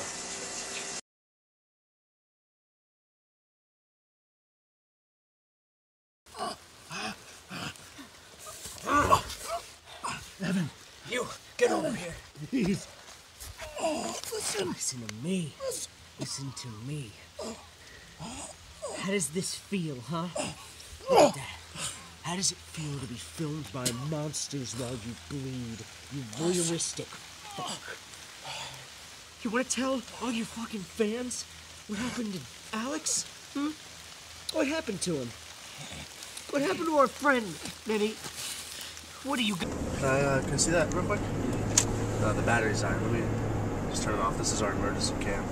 So, I don't want it to die on us. Alright, can you just put that back? Like, so what you're saying? He's been talked about us? Yeah, he says that you guys are... He told me about Evan for the longest time. He says that he's not good. And he started telling me more things about you, and he said something about the good one dying, but he says I should stay away from you and Evan.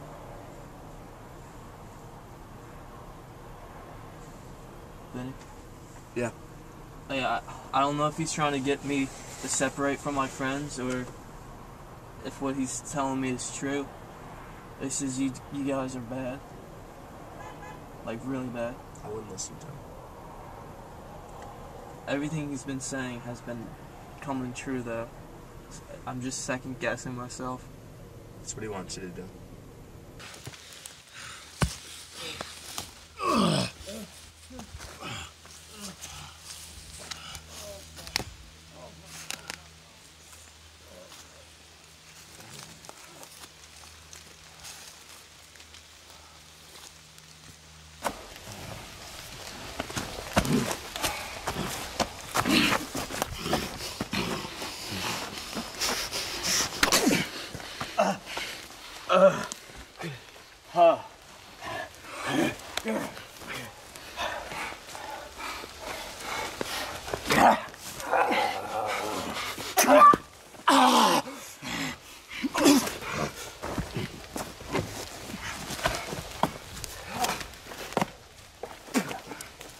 Vinny.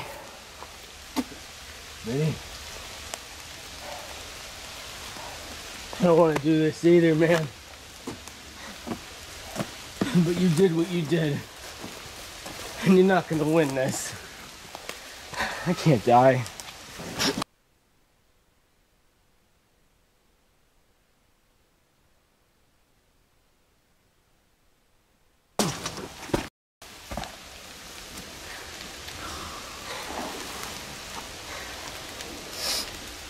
You were supposed to protect us.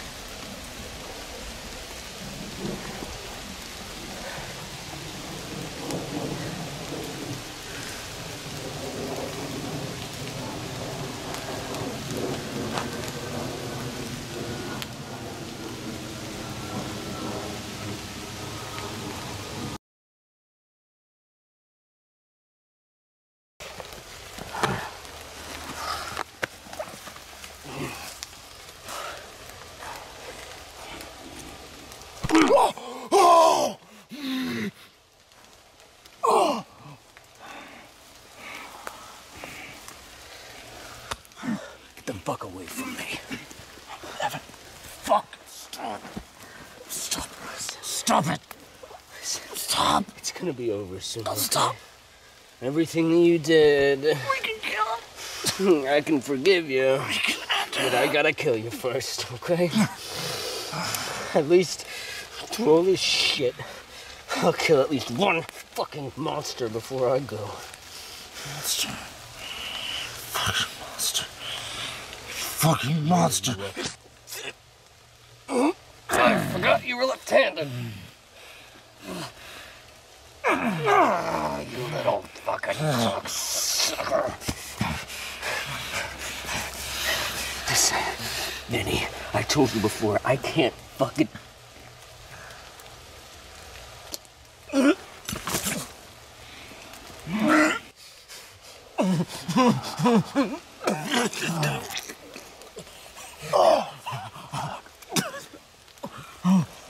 Holy shit. Holy shit. That's what that does. Oh my god, that fucking hurts, man. I'm the monster. Oh, shit. I'm the monster. Do you know what you did to me for years? What you did to our friends? Your own child? I'm the monster.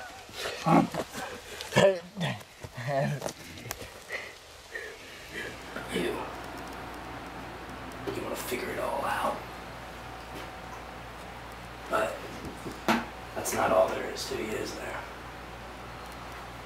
give a shit. That's why you try so goddamn hard. You care about every goddamn one of them. You wanted to keep them alive so bad. But you couldn't. And that's what drives you. That's that little spark in there that'll never go away. Because as long as there's innocence to protect, there'll be you to guard it, you to protect it. So I hope you understand that. That's why we can't let you live.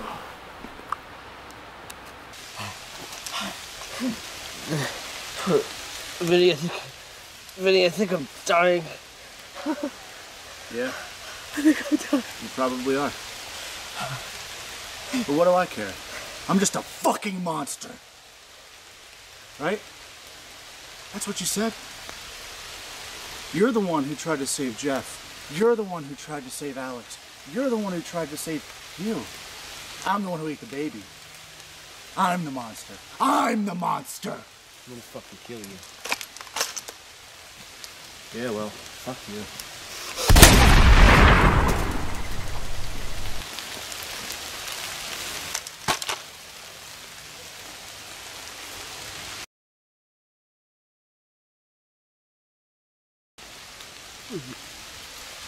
Doesn't have to be like this.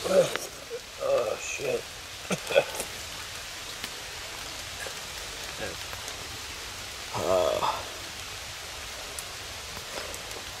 I told you I was gonna kill you, Vinny.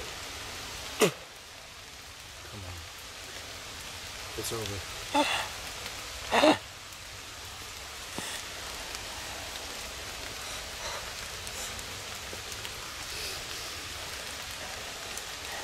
Just come closer to me.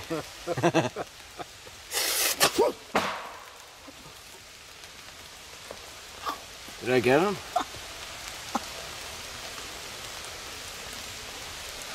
Did you fucking throw a knife at me?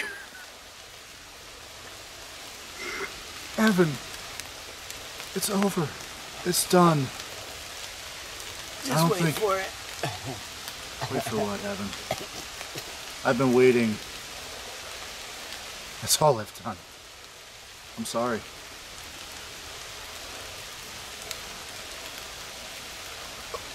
Evan. Evan. Evan. What? What did you do to me? You fuck. You listen to me.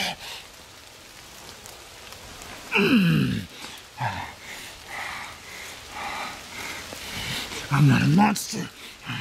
I'm not a monster.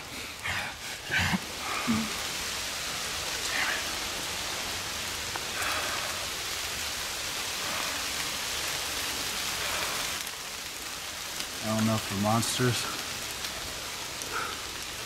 Just a couple of unlucky bastards.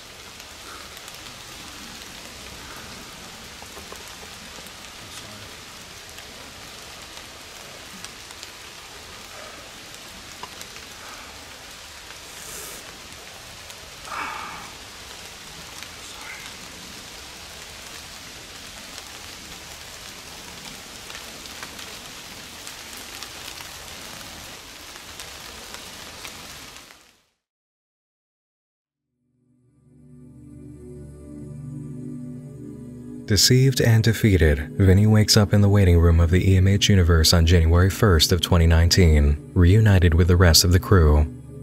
Dr. Kornthal and the other boys aren't dismissive. They've just played another round of the decades-long game, and they lost. Again. One more trial failed, same as usual. But now, a new opportunity to break the cycle begins. They leave the camera behind and march into the woods to a cover of the song We'll Meet Again by Vera Lynn. And what exactly occurred here in this cycle at the end? We've received a nice wrap-up, all things considered. First, the mystery of the firebrand, the voyeur, and the guardian has been solved. Habit did indeed lie to Vinny about his role. Jeff was the guardian the whole time as we initially theorized, with Evan as the firebrand and Vinny as the voyeur, who watched events play out at an emotional distance and swallowed the sword of justice. Death by Habit's god-killer knife. What was the purpose then? For what reason did all of this even happen? Habit told us, personally, in a monologue Vinny would never get to see. More of them growing, evolving, changing, living. But that's all that's wanted. Just more of them. And then I get to hunt them, and eat them, cut them, and burn them. But it's the same. Yeah. It's the same. It's the same.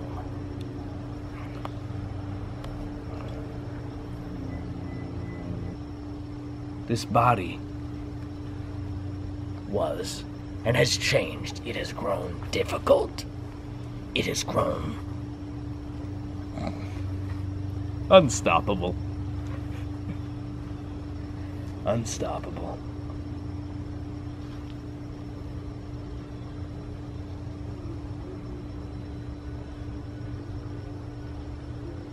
I've left them alone in the dark, in nothing.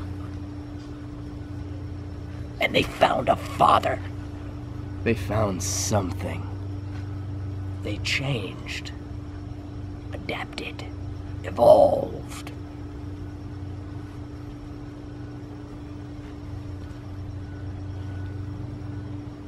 Unstoppable.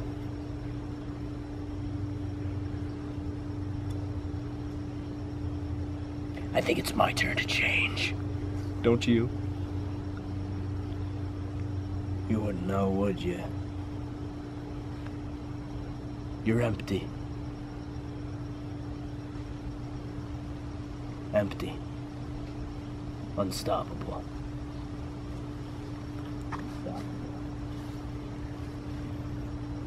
I'll get what I want. And it'll change.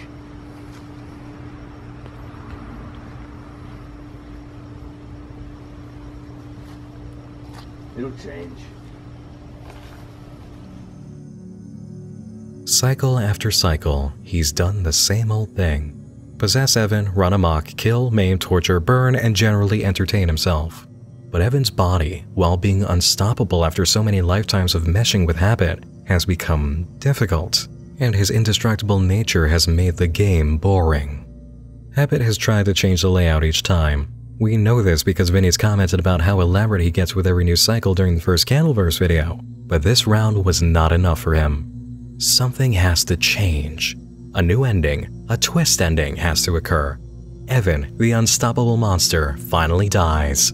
Habit's #1 vehicle is rendered obsolete. He told Vinny the truth at the end.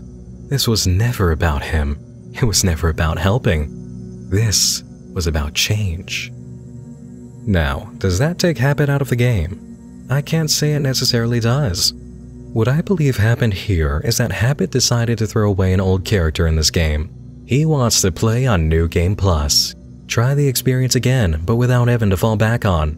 Inhabit new characters, find new ways to play. Or perhaps the new Cycle's EMH crew will be allowed to see the channel, just as 1980s Vinny was able to see the evidence of his past iteration as Fairmount Vinny, and the current Vinny was able to see both of those lifetimes. With the evidence laid out on the Everyman Hybrid channel, the boys will have a roadmap to beat the game, if Habit allows it. The God-Killer secret has been exposed. Now there's only one monster to use it on directly if they want to truly win. But as for material in the EMH story, we're not done. Habit, like a true game master, left one final present for us in the form of box number 7, received by Rabbit61. It contained a lockbox, an answering machine, some purple thread, a pocket knife, a yellow padded envelope, and a rabbit plush. The pocket knife was used to cut open the rabbit plush, which had been sewn up using the thread after Habit placed a key inside for the lockbox. The lockbox held a pocket watch, Alex's shotgun casing, a USB drive, and 2 answering machine tapes.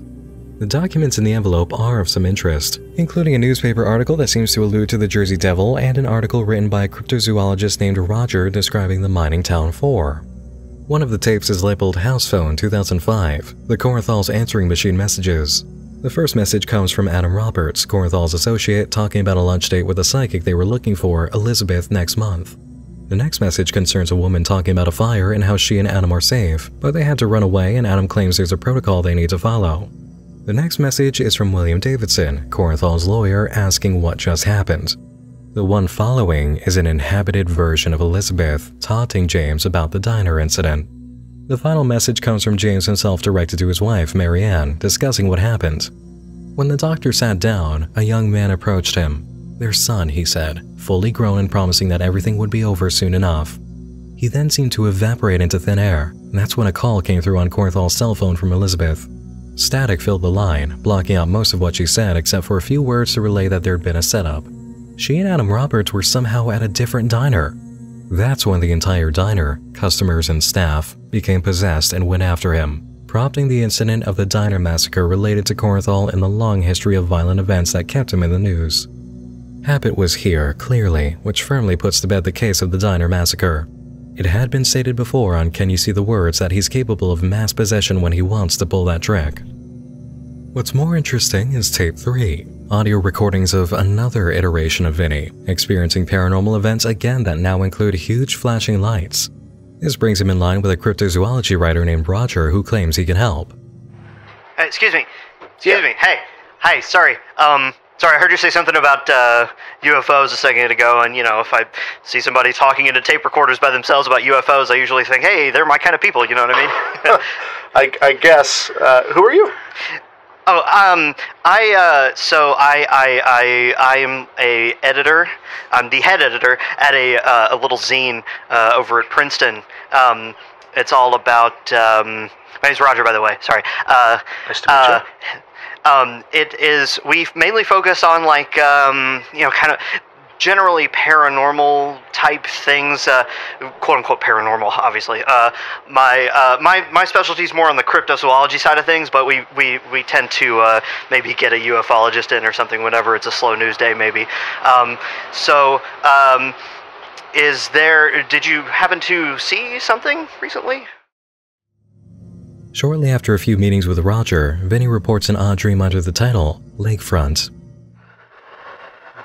I keep having dreams about a tower that's close by. I've seen it. It's by a pond or a lake or... Every time I dream about that fucking place, I wake up with a headache. I don't know. I feel like it might be important, so... Here we are. Next, Vinny and Roger go stargazing at a location where the bright lights have been seen, and they're not let down after a bit of waiting. This is followed by a recording titled Premonition. 3:13 a.m. I don't know the date. I had a dream about the tower again. This time I got close. As I got closer, everything sort of started to vibrate, and I reached for the door, and it was big and heavy and cold, and I pulled, and there was nothing. There was nothing inside. It was stark white walls. The only thing in there at all was a telephone, and like one of those, I guess it would be a telephone table, like the little tiny circular table that's just big enough for a rotary phone. Oh, God. It just feels so weird. Feels real. But I guess out of all the things to feel real, a telephone in a room is on the lower end of the horror scale, so that's good, I guess. The next segment, On the Beaten Path, is of some particular interest. So, story, huh? What about? Yeah. So you talking about all that missing person stuff a while back? It got me really interested in this story about the mining town 4. Are you familiar with a little town in Pennsylvania called Centralia? Yes, that's the one with the coal fire. Yeah. So like in the early '60s, it was this little mining town, and they were burying their trash in some kind of underground, I don't know what vein or whatever. And I guess some genius on their city council was like, hey, we need to get rid of this trash. Let's set it on fire. But then, whoops-a-daisy, it was right next to a underground coal vein, and it's still burning to this day. Holy shit. So what happened to the town that the coal mine was on? Well, that's what I'm looking into, because, see, the thing about it is that, like, an inordinate amount of just bad stuff has been happening in this town ever since. I mean, more so than you would expect just from a coal fire in your town. There was this fucked up preacher who preyed on this kid for several years. Tons of suicides, homicides, you name it. And it's rare for anyone to get out of this town alive for some reason, and I'm trying to find out what that reason is. Vinny discovers the death of Roger's interest in the mining town 4 through the segment Intermission, followed by an incident labeled Shot in the Dark. Okay, so get this. I'm looking through those papers that I guess I took from Roger, and that son of a bitch was investigating that missing kid, the one that I saw from Stockton. And that all somehow tied in to his Ashen Waste story. It just doesn't make sense. There's a home, the Fairmount home for children. It's where the Ashen Waste kids ended up. Both the kids, both the Vinnies, and me, I guess, we look the same. We have the same name. Some of the story that he had written, that Roger had written, maybe it's nothing. I don't know. I'm getting close to something, though. I can feel it. I can see it in my dreams. The man is not happy. He sure as fuck is letting me know it. I think Fairmount is the key. Or at least the starting point, the guiding force. I don't know, it's something. What the fuck? It is 3:30 in the morning and someone has been calling me for the last 20 minutes. And it sounds like they're leaving a message.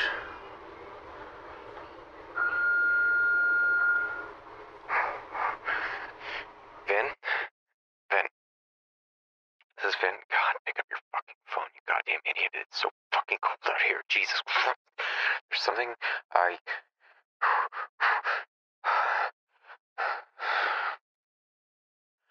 to talk to you. There's... you already fucking know, man. That tower on Lake, you had dreams about it. Come on, just... pick up your fucking phone, please, man. Please, please, please.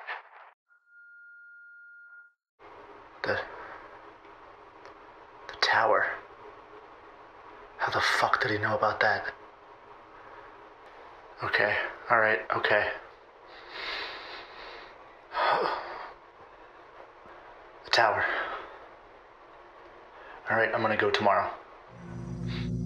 The next recording involves Roger asking Vinny if he has any leads for a story to fill a spot in his next magazine issue. His documents on the Ashen Waste story seem to have gone missing. Vinny tells Roger to come with him to the meeting. This is the last we hear of Roger, as Vinny's audio recording picks up from the entry, The Door.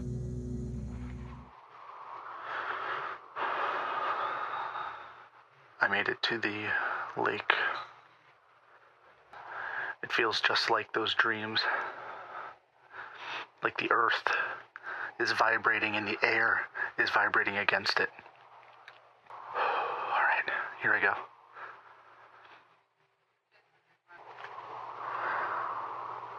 The door is red and heavy.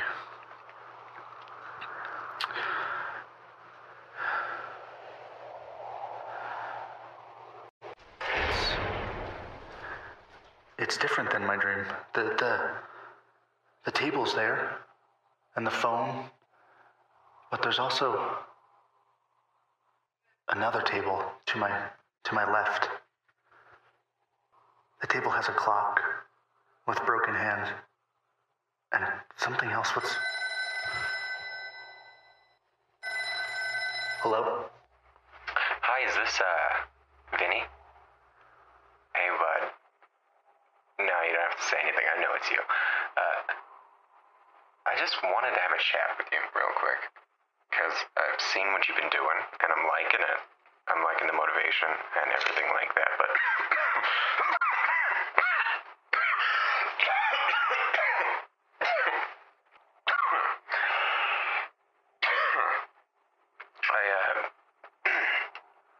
Look, Ben, I guess I'm kind of past playing games. You're looking for safety. You're looking for a man, and you're looking for monsters, man. And they're watching you. And I know you're looking for a way out. And there's gonna be a whole bunch of people that suggest you fucking blow your brains out, or you build some sort of fucking weapon, but you gotta trust me, I've been here for a long, long time. I do what you guys do, but I remember every single fucking time. And every route leads to the same fucking end, and then there's no way out. You're not even a part of a game of chess. You're just a fucking route in a game of Settlers of Catan or some shit. I don't know, man. You're a cog in the machine or whatever. And they like you for some reason.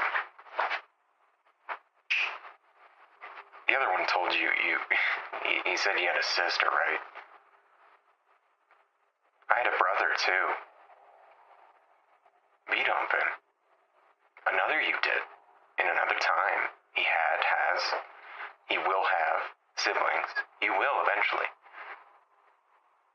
But you're gonna fuck up every single time and they're gonna die. And every time, you just have to figure out how to not take it personally. You're unwilling in this, but you're a piece of the machine. I guess it's to your benefit that you're good at it, though. Maybe you'll realize that before this one ends. I don't know, man, I'm kind of jealous of you. It frustrates the fuck out of me. I can remember everything, and I don't get this kind of treatment, but you're smarter than you give yourself credit for. You miss your friends, yeah? I don't really need a response, I guess. Rude. I think we both know you'll see them soon, then. But that's why you're caught in this fucking shitstorm. You and them. He likes you. Because you're different than the usual bodies. You're not like me. See, my whole fucking thing is, I know they get stronger the more that we spread the knowledge of their existence. It's a fucking virus loop, man. It feeds them. It's more toys in their fucking toy box. Every soul you touch, every friend, family member, lover, and stranger that you interact with, willing or not, you rope them fucking into this. They're all part of this, and they're all trying... God damn it, man. I guess that is what makes us different. You're efficient. I mean, it's probably too good for your own safety, honestly. The squeaky wheel gets the grease to an absurd extent, I guess. You will see them again, though. They'll be different, you'll be different. You won't remember. You're all just fuel cells and fucking... I don't know. Do you need any more fucking analogies? I don't think you do at this point. It sounds patronizing. Man, you're something, and they like you. But they'll always change the game up and evolve. Because they will always be ahead of you. And because the end result, their spoils, it's always the same. I guess that's all I can give you, really. There's someone else who's kind of doing some similar shit to you. You're both gonna lose, but... Fuck, man. I would be lying if I said I didn't admire you trying. The one who's going to break the machine, I guess, he's beginning to understand it, but... After every cycle, it shifts a little bit at the end. You win a little bit more every time. So it's gonna take endless cycles, man, but maybe eventually you and I will be done with this, or slow it down. Maybe we'll undo this. Actually, the one who probably will used to be your dad, who was also another you in another time, I guess, James Corenthal. I'm pretty sure you know that name. He's about done, though. Look, the only reason I even reached out is, I guess, to try to push the wheel a little bit further. You're doing well, man, and god damn, you are not gonna make it out of this, and that's a bummer. But you might, eventually. I feel the desperation, and I felt the solidarity, so... Good luck, man. I mean that. I'll see you around the bend.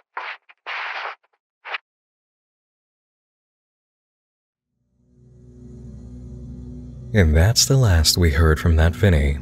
That will be the last we hear from any Vinny. And now we know why we were told over and over to stop watching. Vinny, Evan, Jeff, they never remember the game that's in motion when a new cycle begins. But this person, he does. He's cursed with his memory, and all he can do is offer what he's learned, confirming everything Habit has tried to teach us through Everyman Hybrid. They're not our entertainment. We're theirs. What can you say at the end of an era that feels like enough? Everyman Hybrid began on March 21st, 2010. 480p resolution. Back then, YouTube still allowed full customization of your channel. 8 years and 9 months later, the project that Jeff, Evan, and Vinny affectionately referred to as the Monolith ended, bringing us to the origin point of a new cycle on January 1st, 2019, with introductions. There are uploads now missing due to copyright claims, the curse of a creator weaving their art in the DMCA era, but there have been at least 85 videos over the course of the channel. 8 years. In 2010, a freshman in high school could have found Everyman Hybrid, started watching, graduated 4 years later, and then come out of college with a bachelor's degree by the time this project finished. 2 whole phases of a modern life. Was it ever in the plans for Everyman Hybrid to last this long? No. As any creator of any project will tell you, nothing that seems to be going on for a while was ever intended to. Phases of a modern life. They happen not just to audience members, but to creators as well, who are doing this not out of any degree requirements or financial prospects, but out of love for the story and the innate need to make art, to perform, to create. Life got in the way a lot for the EMH crew. School, jobs, relationships, complications, moving periods, down periods. And yet, with all of life's trials, all its moments of seemingly being trapped in an apartment for 2 years, here they are. They never gave up or just let it die. They went to the end. We often, on the internet, approach numbers with a sense of numbness or blindness. Visualizing, actually realizing what a number means has become broken as greater and greater numbers appear before us without the genuine meaning of the humans that represent them. For a moment, I would like to show something that underlines where we've arrived at the finale. This is the world-famous Fenway Park, home of the Boston Red Sox. Seating capacity is listed at 37,731 seats. If you filled every available spot from the edge of the field to the top of the high stands, that's how many people you could fit. Introductions. The end of Everyman Hybrid has a view count of 38,429. This is Gillette Stadium, home of the New England Patriots. Seating capacity here is listed as 66,829. The subscriber count for Everyman Hybrid is 69,954. Now, let's get a little closer to the territory of EMH and look at MetLife Stadium in East Rutherford, New Jersey. Seating capacity is listed at 82,500. The first 32 videos on the Everyman Hybrid channel all have view counts higher than that. If you gathered everyone who watched in the early days, not even that entire stadium, the most expensive built in this country to date, could seat them all. From the lowest consistent view count on the channel, 30,000 viewers, you would still need to book Fenway Park just to accommodate the start-to-end core viewership of Everyman Hybrid. Here is what it would look like. This, right here, is what we are capable of achieving with our art in the online format. Even at the lower end of the numbers. Enough people to fill a stadium for your story, for something you made. And then this many people having gone through a journey of 8 years together, applauding at the end. There are those who follow web series and, particularly, the old modern wave that represents the ARG boom who have heard me reference Marble Hornets, Everyman Hybrid, and Tribe 12 as the Big Three. I've had viewers ask me before which one is my favorite, and my answer has always been the same. They're all favorites for different reasons, because all three are their own animal, specializing in fields the other two just can't match. Everyman Hybrid has two major elements that cast a shadow over its peers, both of which are the most common things you'll be told about the series by enthusiastic viewers and casual onlookers. First, it's long, it's complex, and it gets crazy. Out of all three of the old guard of modern web series, Everyman Hybrid takes the crown without question for being as much alternate reality game as it is web series. It's the only one of these which, truly, you could call an ARG. No other project I've seen has incorporated viewers to this degree or hung story elements on the actions and puzzle-solving abilities of the audience. What Everyman Hybrid dared to do by incorporating the 7 Trials of Habit and the document boxes was nothing short of terrifying for a creator. Trusting your audience to play along, and not just engage but share their findings when they get them and play the game right, that's a step not many are willing to take. And very few writers or series plotters have a sense of how to do it in a way that does benefit the story and makes sense with the story, rather than just being a cool ARG device for people to talk about and get excited over. The 7 Trials of Habit, its rewards, and the overall ARG elements of the game actually work for the writing, because this is how Habit plotted his vision of Everyman Hybrid. He wanted this to be a show, a form of twisted reality television in which secrets about the cast are constantly being relayed to the audience. He also wanted to see just how helpful other human beings could be to the group if given the opportunity. Habit, we understand, gets more bored of the game as it continues, so every round he seeks new ways to change it, break it, mess things up and rearrange the rules. The entire ARG angle was his method for the Everyman Hybrid iteration. Habit found a new way to play, and it was through us. There has been a character-based motivation to perform all the actions that led to ARG elements throughout the series, and that is the mandate for all successful integrations of game or puzzle elements. It must be driven by character. Everyman Hybrid passes with flying colors. This brings us to the next highlight of what makes Everyman Hybrid its own special animal: character. Out of the big three, the most powerful in delivering a cast of characters and displaying performances is EMH. This started out as a Slenderman series, sure, but let's face it, Habit stole the show in a critical sense as well as a plot-driven sense. We don't think about Slenderman when it comes to Everyman Hybrid. We think of Habit, an original, vibrant new monster, full of life, character, and lethality, unlike everything anybody else has done. Slenderman is wet as paper already, and still, he pales further in comparison to Habit. Evan's ability to unleash the character and just become this personality with no holding back has made the highlights of Everyman Hybrid. Look no further than the view counts on Habit-centric videos for the evidence. Habit performances are the gateway drug for new viewers. Likewise, the vibrant, close-knit friend group of the EMH crew is infectious, and it brings with it a sense of audience inclusion. Part of the major appeal of the series' beginning is that atmosphere. Here are just three kinda goofy dudes trying to make a YouTube channel, mainly entertaining themselves, having fun while seeing what they can create when they put effort into an idea. You come to know the personalities of the characters as they appear and through tweets. Evan is feisty and exuberant, Jeff is quiet and calm, and Vinny is kind and optimistic. The aura exists and persists even while we see characters get fleshed out and exhibit different dimensions as events unfold. And while Evan's work as Habit might be the doorbuster for people getting in, the strength of performance, characterization, and delivery that Vinny develops skyrockets when the series falls on him and Evan, especially in the Princeton tapes. After Jeff's demise, this largely became the adventures of Habit and Vinny, and it was excellent and thoroughly enjoyable. Nothing ever felt phoned in or hammy. We believe in Vinny as a character and our hearts go with him as the sole survivor in the final phase. Meanwhile, we get to see even Habit develop, displaying anger and relaying moments where he gets the closest he'll ever come to admitting that sometimes not even he knows the answers. He is a monster, a true force of intelligence and power from beyond the realm of human understanding. But even he isn't without his own sense of being lost at times and can absolutely get frustrated. Character is a powerful element in Tribe 12 as well, but in a different category and style altogether from Everyman Hybrid. EMH takes on a sort of TV show quality, and the force of interest comes from watching the characters and what stems from them, rather than the inherent mystery and trouble. Mystery and the struggle to meet the end of a tunnel are dominant forces in Marble Hornets. In Everyman Hybrid, feeling excitement at turns of events and empathizing with characters who engage and entertain us drives our interest.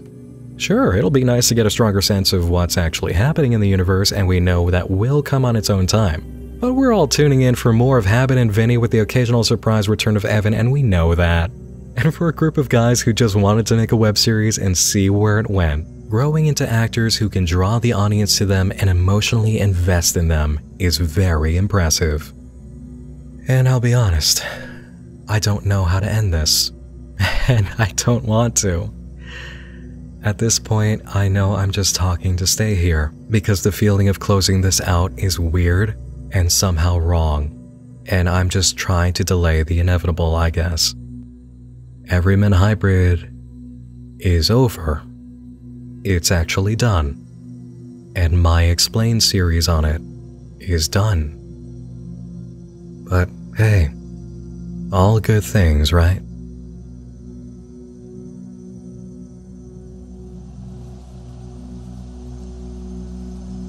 I want to thank Jeff, Evan, and Vinny for making Everyman Hybrid.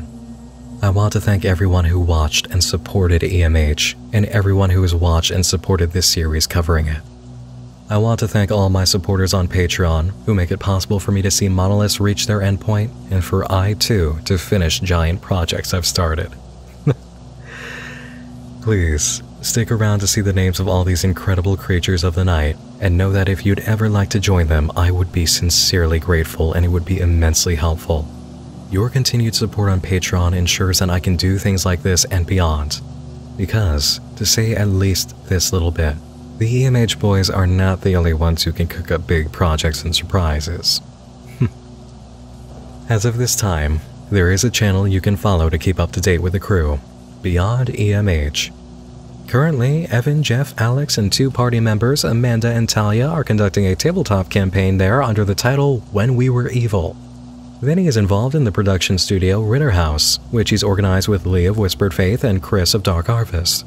Evan and Jeff both do their own creative work, which is available for view via their own Patrons, and Jeff is primarily focused on writing, with stories available on Amazon, chief of which is the novel Code Junkie.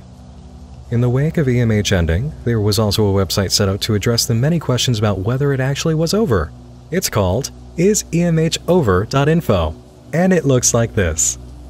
The text is a link that redirects to the channel BeyondEMH. So, be on the lookout for that post-project Q&A for discussion of Everyman Hybrid, which is, in fact, very much over. And now, the end is near. And so, we face the final curtain. My friends, we have completed the Everyman Hybrid Explained series. it is time to head home for the night. Thank you, all of you, for everything. When I see you again like this, it will be for Tribe 12, the last of the old guard.